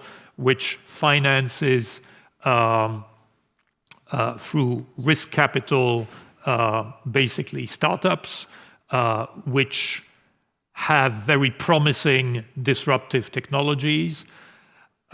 We have a good starting point, but we can definitely get much better still at exploiting the results of research. The second point I'd make is that we might require also a bit of a stronger directionality for the program, again, without being in a straitjacket for 7 years, but thinking about these strategic technologies that we see as absolutely key also for indeed comprehensive security. We might have a bit more of a clear upfront direction given to the program. I can mention there biotech, clean tech, AI itself, and space, for instance. And thirdly, I would mention here also stronger safeguards. Horizon Europe, as I said, is open to the world. We are open to researchers from everywhere, but we do have some rules which allow for limiting cooperation with third countries on certain particularly sensitive topics. We definitely need to refine our approach, how we want to be as open as possible, because we continue to believe that research and research's strength is coming from collaboration, including with the rest of the world. But we also see that the world has become more complex, more risky, and we should definitely not be naive regarding the attitude of other parts of the world. We will want to be inspired by common recommendations that have been agreed by the member states back in May of this year on the topic of research security, and we will definitely want, when it comes to the European level, to live up fully to these recommendations. What are the next steps at European level?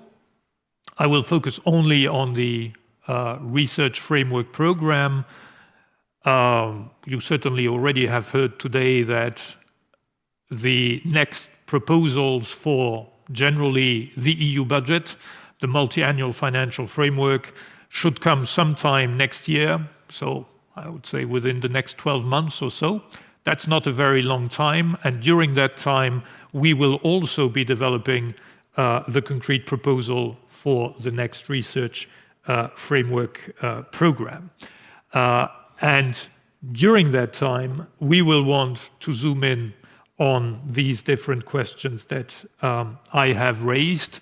But I see this, as I said, however one replies to the question of the division of labor, in fact, as an effort that needs to be a European effort in a Team Europe spirit on research and innovation, where both our collective decisions at EU level and individual decisions made at member state level, with again Finland as inspiration, would really make a difference compared to the present situation. We need more research and innovation in Europe. We need it quite urgently, and we count on a strong partnership with the member states to achieve that, with the benefit of some shining examples like Finland. Thank you very much.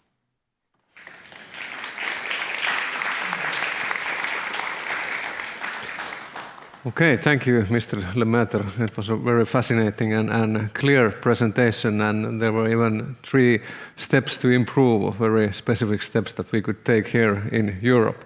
Now our schedule is such that we try to leave 10 minutes for discussion for the questions and answers in the end, and the chat application is in use, so if something comes to your mind that you want to ask the panelists, then feel free to put your questions there, or then we can also take live questions from the audience some 10 minutes before our session ends. Now I use my power as the chairman of this panel, because there was something very interesting that you mentioned during your presentation. If I remember correctly, you used the term sufficient sovereignty in relevant important technologies. do I remember correctly? Can you give us an example? When is our sovereignty sufficient in some of the key technologies? When do we know it? What's the limit of this? Well, that's a tough one. In fact, what I wanted to convey with that is that we should not be obsessed with being fully independent and self-reliant on everything. This is not the kind of world we should crave for, because that sounds much more like, a North Korean philosophy, right? Like you are self-sufficient, you don't need the rest of the world. So I wanted there to implicitly also suggest that we should remain open and we should not fear interdependencies, because this is good for everyone. But we should also not be naive, and we should see where we need to develop or to keep a minimum level of competency in certain technologies, because these would be so fundamental to our economic or to our broader security. So I will not here give any particular example.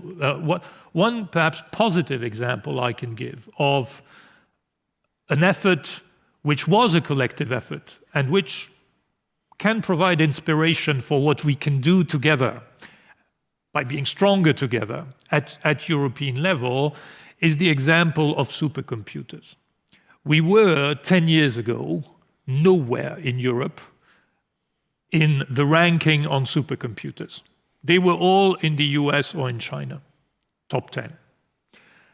Today, because we decided, I say 10 years ago, it's possibly a bit less, to pool our means and to have a program of investment in supercomputers in Europe, today that picture has fundamentally changed, and we have quite a number, I don't remember how many, perhaps 5 of the top 10 places in Europe. And one of those supercomputers, in fact, is in Finland. It's called Lumi, if I'm not mistaken.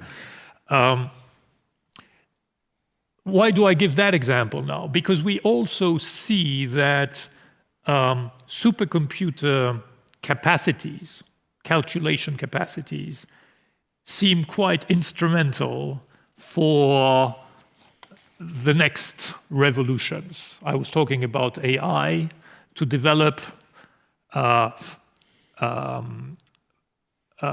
fundamental models, large language models, on which AI is based.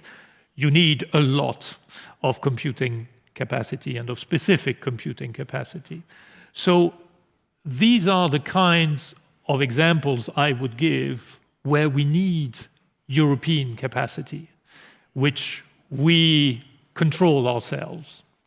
Yeah, thank you for this. It was an important remark, and I think that this is at the very core of the issue, this balancing act between being open and collaborating globally, and then at the same time being able to safeguard European interests to a sufficient degree. Yes, okay, and about my questions, some of them are common, so that I will pose the same question to all three of you, then some of them are individual questions, and I will now start with individual, because I think it's quite nice continuation to that, what Mark just said, and it's about the role of academic world in all of this. So, Professor Erola, how do you see the role of universities in ensuring that research contributes to societal resilience, while at the same time maintaining ethical boundaries and integrity and academic freedom? And what challenges do you see in balancing the need for innovation in defense and with the protection of academic freedom? Do you see, is there a potential of risk there? Yeah, I think it depends really about on the field we are talking about. I mean, especially if you think about the tech field, there's probably much more concrete examples of what might be, where these boundaries might be threatened. But let's say that if you come to the social sciences, my own field, then probably there's not that much. But I think in general, I think there's also quite a bit of a difference between the countries within Europe in this area, because I think this kind of a idea about the comprehensive security, I think it's kind of a very well understood in the Finnish case, for instance. It has been always like that, and I think it's entirely new in quite a few other places. And so if I go to talk to my German colleagues about this idea, they would be probably really threatened about it. And then in our case, it's a kind of yeah, of course, why not? But I mean, of course, it's good to remember as well that often these interests also align, and we have, especially from the US, we have plenty of historical examples of that actually that there have been joint interest even in the soft fields as well. I mean, the most of the game theory key research was a large part of that was actually funded by the US Defense Ministry, and also the same for my own field, sociology. The classic service in the 50s, it must have been probably one of the world's largest service at the time. The American soldier was one big boost for the whole field at the time, and of course quite a few things have actually happened because that was made possible. So these interests actually quite often they actually are aligned, and rather than seeing kind of that I would see them as opposite. Okay. Then my next question goes to Mrs. Lehikoinen.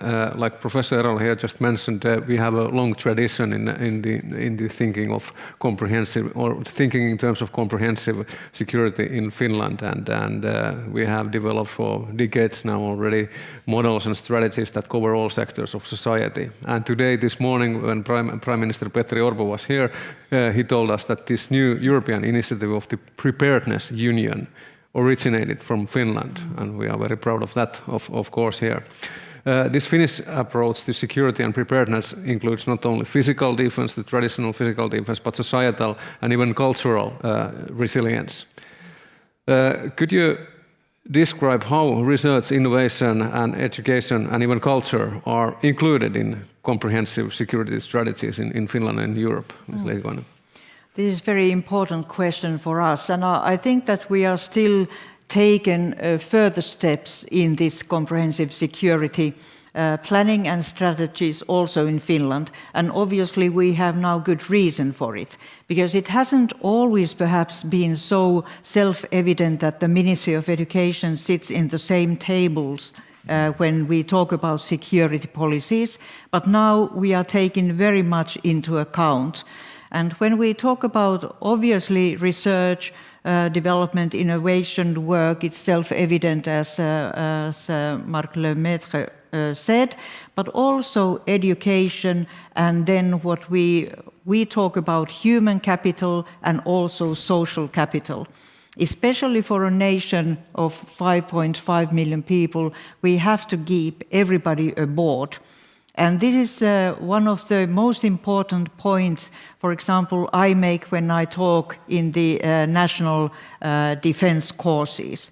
It's how we take everybody so that they can be educated, and the paths are open for everybody, and we can participate, make sure that our young people participate in society, and especially now we face the situation that we have to perform better in integration policies. We all know that the number of people in Finland is growing only thanks to immigration, but we haven't done too well. For example, in educational paths of newcomers are very different than those who speak Finnish or Swedish as their first languages. So these kinds of topics we now talk about in these tables where we talk about comprehensive security strategies in Finland. And this is actually of big interest for most European countries, and definitely, for example, in US. Because some of the people working in the same fields, they are absolutely astonished to see that education minister and civil servants from education ministry are in these tables with those responsible for the hard security. But now there are also new aspects when we think about the openness of research and academic freedom, academic integrity, and now we have to be aware, we have to avoid being always with blue eyes.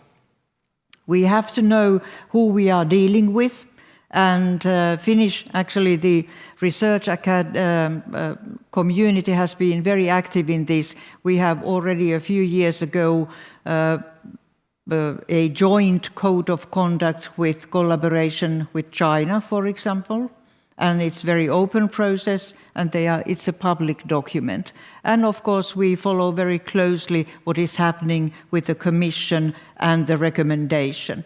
But the point is that you have to be knowledgeable of the security threats we have, and also there might be a fine line between academic research and innovation, and definitely we need to discuss the idea of dual use, but we in Finland, we are practical, and we have a neighbor, a very aggressive neighbor. So I think at the national level, we will find a solution how we take to these new proposals in FP10, for example, for dual use. It's a discussion, the position paper is not ready yet, but I think that realism also in these circles have a very remarkable standing point nowadays.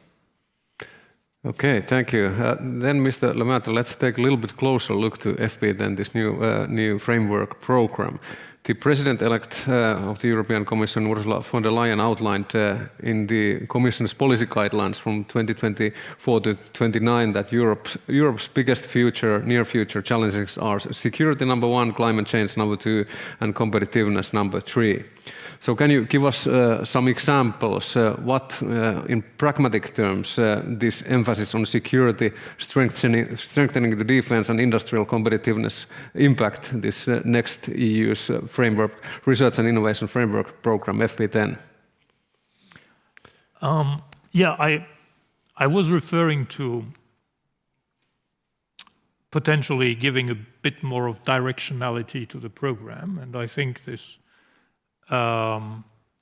echoes well what you referred to there from the political guidelines, but I wouldn't want us to forget about the two latter elements of competitiveness and of sustainability. These will be very central and very important themes, and certainly under the research framework program. Now, when it comes to security, I was listening very carefully, because what is very clear is that Finland also has a lot to teach Europe, given its geographic position and its history. And it's not, I think, a coincidence that President von der Leyen entrusted the drafting of a report on defense and, more generally, I believe, on the resilience of Europe to President Niinistö. So we have definitely a lot to learn there, and I would like to pick up on what the permanent secretary said in terms of realism, or I could also call it pragmatism. We need more pragmatism for the future. What is our starting point? Our starting point, and it's also related to how things are defined in the EU treaties.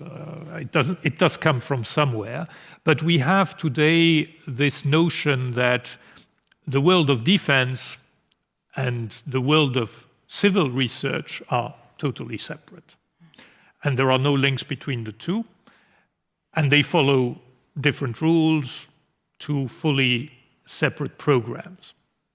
But the reality, as we are reminded every day, is of course much more complex than that, and this is illustrated by the term dual-use technologies. Ultimately, if we think about it, more or less everything is dual-use technologies or has the potential for being dual-use. So we need to look in a pragmatic way for the future at how we can move away from what is today probably a bit of a hypocritical presentation of things, where we claim that all the research which is happening under the civil research, so the 9th framework program, Horizon Europe, happens only for potential civil applications. Clearly, of all the research that we are funding, quite a bit of that, without too much imagination, could one day find defense applications as well. So the context we are in now, I think, also pushes us in that direction of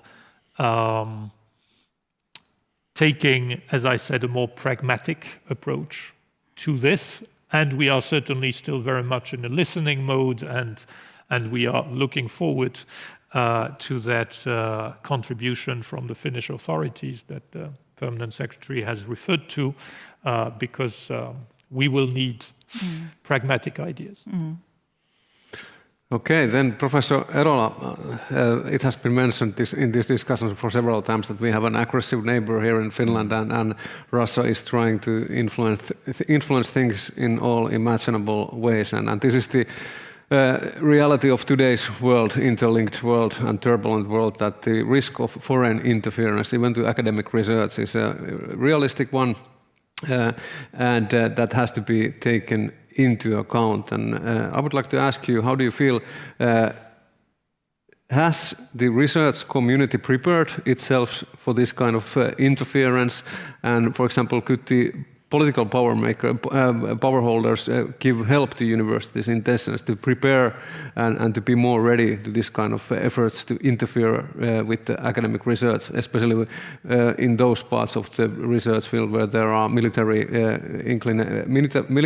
implications of the results of the research? Yeah, sure. I think that people are now much more aware about this than previously, but of course we have to remember that researchers tend to be good at one thing, which is their own research. And I guess, but I think the awareness means that people are kind of open also to this kind of a help and guidance as well. Because I think we are realizing that, okay, we shouldn't be so naive, but of course, if we don't know where to pay attention, that's of course a tricky one. And I don't think the academic community can do that themselves.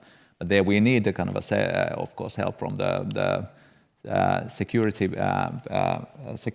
officials and so forth, and that's I think that is people are kind of open. But of course, in the practical level, I think the good example was that after the Russian invasion to Ukraine, that the universities jointly decided, okay, we have to cut the ties to the research, and in Russia, and in quite few cases there were of course people, those who were doing that collaboration, felt that was kind of that was a big thing for them. But of course, there wasn't actually much of an outcry in the end that this was done, because it was felt that this was necessary anyway. So in that way, I think they are actually quite a bit preparedness in there. Okay, we have two university professors here at the table, so we are very much interested in what is going on in Finland in these terms. And now we have a high official from the Ministry of Education present here, so I have to ask about the Finnish preparations for research and innovation program, which are carried out in cooperation with the Ministry of Education and Culture on the one hand, and then Ministry of Economic Affairs and Employment on the other. So how we are in Finland with these preparations? How have the preparations progressed so far, and what are the Finland current priorities in this matter? What are our strategically most important things for Finland in this? Yeah, we are very closely working together with the Ministry of the Economy and Employment, TEM, And the collaboration is very familiar to us. And then we talk about research, the basic research, obviously, and innovation at the same time. And our standing point is that we want the FP10 also be based on high quality and excellence. So this is a very sort of strong standing point from the Finnish preparations, have been for a long time. But also the collaboration we need definitely, and then also what are the strategic choices. And there I would like to point out, for example, the importance of infrastructure.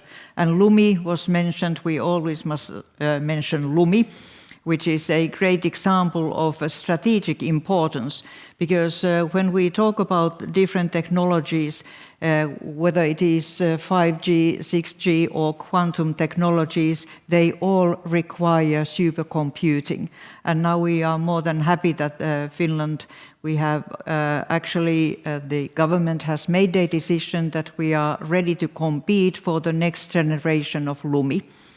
And it's very important not only to Finland, but for the competitiveness of EU in research and innovation, and also in international collaboration, because we found out, we were told, that LUMI is actually more open to kind of useful research and development work than most supercomputers in the US.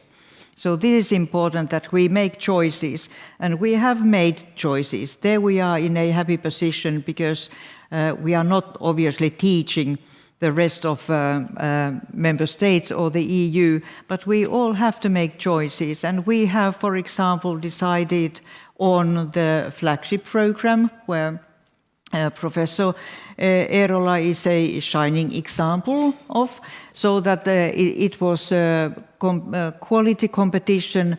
The criteria, what we wanted, was decided by the government. It was the Ministry of Finance, our ministry, and them ministry. And then it was up to the research community to come up with the proposals. So that was a very good example, and I think that we need just this kind of focusing perhaps more also in FP. But it's very important that we, it's the Citius, Altius, Fortius that you mentioned. Perhaps this describes also in brief our position to FP10. Okay, thank you. Then to one of the most sensitive points in this whole matter, and I think that's the dual-use technologies which have both civilian and military purposes. And earlier this year, there was a commission paper that set out approaches to this matter, how to enhance synergies between civilian and defense research. However, there are some powerful academic university lobby groups which are very much against this whole idea and are saying that both the Horizon Europe and FP10 should remain exclusively civilian. So, Mr. Lemaitre, I would like to ask you, where are we now at the current time with this discussion? Is there still a lot of opposition from the academic circles? And how do you see the potential of dual-use technologies in research and innovation in future? Well, the paper you referred to was in fact a consultation paper on which we received, I think, close to 300 replies altogether. And in a broad brush, indeed, the academic sector was rather conservative and was rather proning from the three options we had put forward, the status quo, no change. So exactly what the present situation I have described, with two separate worlds, totally separate worlds of civil research and defense research. The stakeholders who were more open to some evolution were the business sector, in fact, the private sector. They were more open, and for those who were more open, they were more open to the kind of option that we had put forward, which would entail the selective opening up of specific topics under the next framework program, which would, I guess, naturally entail more defense potential as well. Again, I would personally repeat on this that the time has come to revisit the setup, to have less of a Chinese wall between the civil and the defense world, and when it comes to the civil research efforts, to be more realistic or more pragmatic, and to indeed acknowledge and accept that some of the research efforts might also find applications in the field of security and defense at one point in time. This is anyway the reality of today.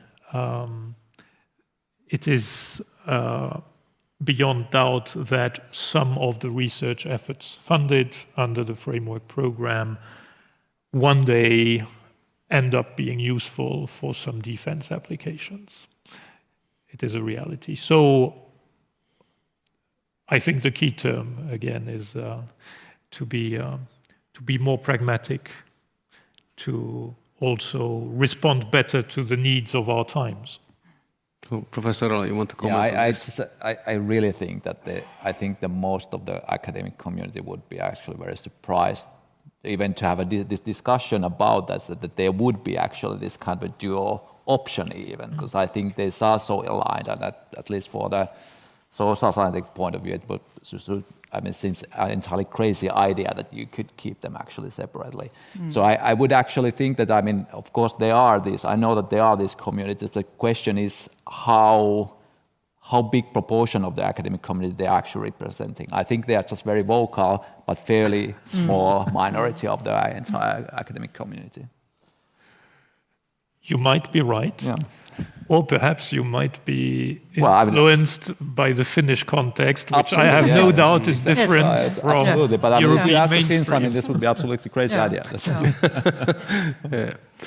Okay, now we have arrived at the part of our discussion where we have 8 minutes left, and I promise that there will be 10 minutes for the questions and answers, questions from the audience. And now, in all places of the world, in a panel such as this, we have technological problems, because I think that my pad is out of power there. So if somebody sent some questions, they went somewhere, I cannot see them here, but let's take live questions instead. So please, if you want to present questions to the panelists, raise your hand and then wait a little while so that somebody can get the microphone to you, and then please also introduce yourself when you present the question. At least here we have one question. Hello, I'm a moderator for this conversation. So there was one question that arrived through the chat, and it goes something like this. Since a lot of technology in use these days comes from Silicon Valley, do they in the Silicon Valley have approaches we should adopt or pitfalls we should avoid? Okay, who wants to take this? Maybe we start with Mr. Lemaitre. No. Well, maybe I can comment that, this is of course one of the things that why universities now seem like a slow, moving snails in the world of innovation, because the speed is happening somewhere else. But the reason for that is, of course, that we are looking at, we need to be here. Universities have been here from the 13th century or something like that, and we will be probably here a couple of thousand years more.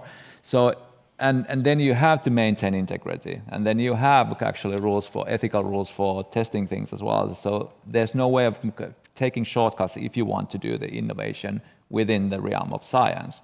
And this is, of course, the difference between us. So I think that actually is part of the work, the task for university and academic community in general, to actually be able to say that, okay, now we actually are pushing things that we shouldn't do and actually doing them wrong as well. Because also that all easily leads to the false conclusions, what works and what doesn't. So much of that work in the business, especially in the Silicon Valley, is happening advancement because it by poor chance that they try things and worry later.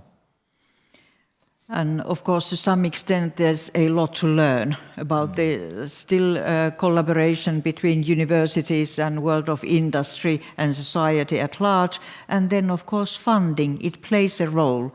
And I must say that I'm pretty sure that in our national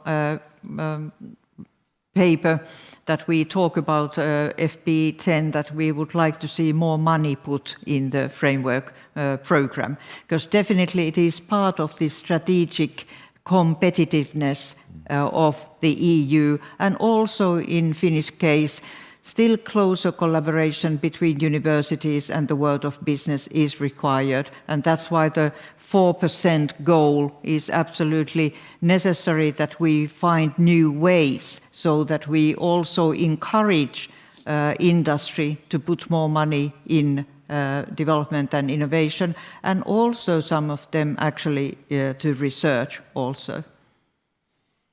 So, Mr. Lemaitre, do you want to continue on this? What is European Commission's attitude towards Silicon Valley?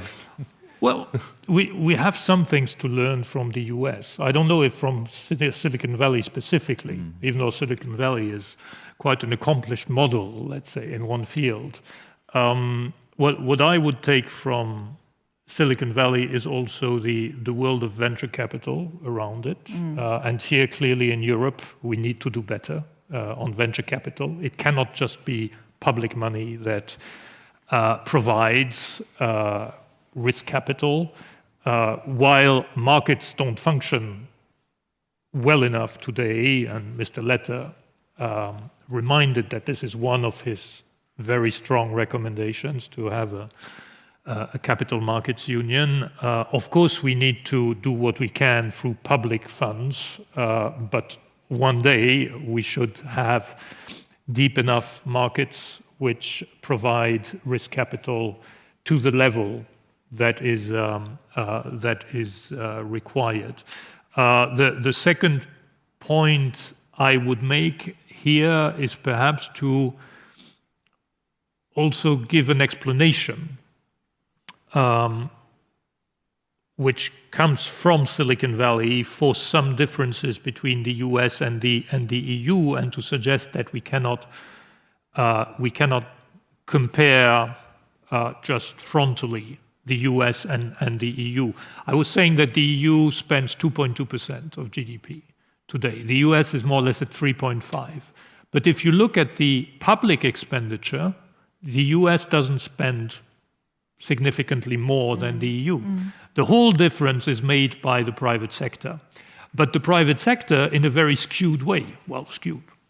Today it's a way which functions well. For the US, it is in the world of digital technologies. That is where all that private research money is being mobilized.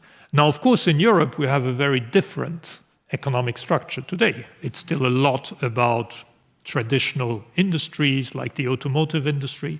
The automotive industry in Europe makes up 40% of private R&I in Europe. And this then explains also this difference of level of private R&I between the US and Europe. This is not to suggest that we should be happy with our structures. I think this is more to suggest, again, thinking about venture capital and so on, that we need to put much more money on disruptive technologies in Europe, on things which don't exist today and which will be the economic activities of tomorrow. Okay, I think we still have room for one quick question if there's anybody willing to pose that question in the audience. Yes, there is one question over there. Please. Very much. My name is Mirka Gottberg and I come from VTT Technological Research Center of Finland. And I would like to ask about how do you see the role of innovation ecosystems as abroad, but also the role of technology infrastructures, different type of test beds as enablers for uptake and upscaling of these new technologies, and how can we better create more competitiveness through these fascinating facilities that we have in Europe, what we have in Finland, but most importantly, what we need in the future for the new solutions and innovations. Thank you. Okay, thank you. It was a long question to answer in 40 seconds, but who wants to try? We can maybe go a couple of minutes over the time, but... You can start, yes? Well, telegraphically, I would say that we do need to shed light on the present map of technology infrastructures in Europe, a bit like we have done in a much more structured way for research infrastructures as such. There we have a whole process and we set common priorities for European research infrastructures. For technology infrastructures, I think we need to check whether we have what we need and where we need as well. And this is to also implicitly confirm what you suggested, that these are very important for the diffusion of innovation eventually. So, yeah, I wouldn't go further because it's... Okay. Well, obviously, ecosystems is what we are looking for, so that we have flourishing research, and then we have also companies, private companies. They are big and they are small, they are medium-sized, but this is what we are looking for, and kind of making policies from different sides, research and innovation, so that they could actually align and result in competitive ecosystems. But definitely this infrastructure approach is very important also. Okay, thank you very much, audience, for your questions, and thank you, our discussants here. It was a very interesting discussion, and at least I have the attitude of Sitius Altius Fortius now in my university work for this day onwards. I also like to thank the organizers of this panel, especially Annika Jaago, Tuuli Kaunisto, Saara Nuotiokuloon, and Mia Paananen-Dox, who made an excellent background job for me to be able to ask intelligent questions here. Hopefully they were intelligent. So, thank you very much, and Europe Forum, I think this might have been the last session here at this hall today, but we will continue tomorrow and Friday. Thank you, and have a nice rest of the day. Thank you. Thank you, everyone, for being part of today's Europe Forum. Tomorrow, the program continues at 9 a.m. here at the Little Stage, where Business Turku and Turku Chamber of Commerce will start today with the panel, Where is European Competitiveness Headed? The Future of Investments and Innovations in Europe. Thank you, everyone, and see you tomorrow.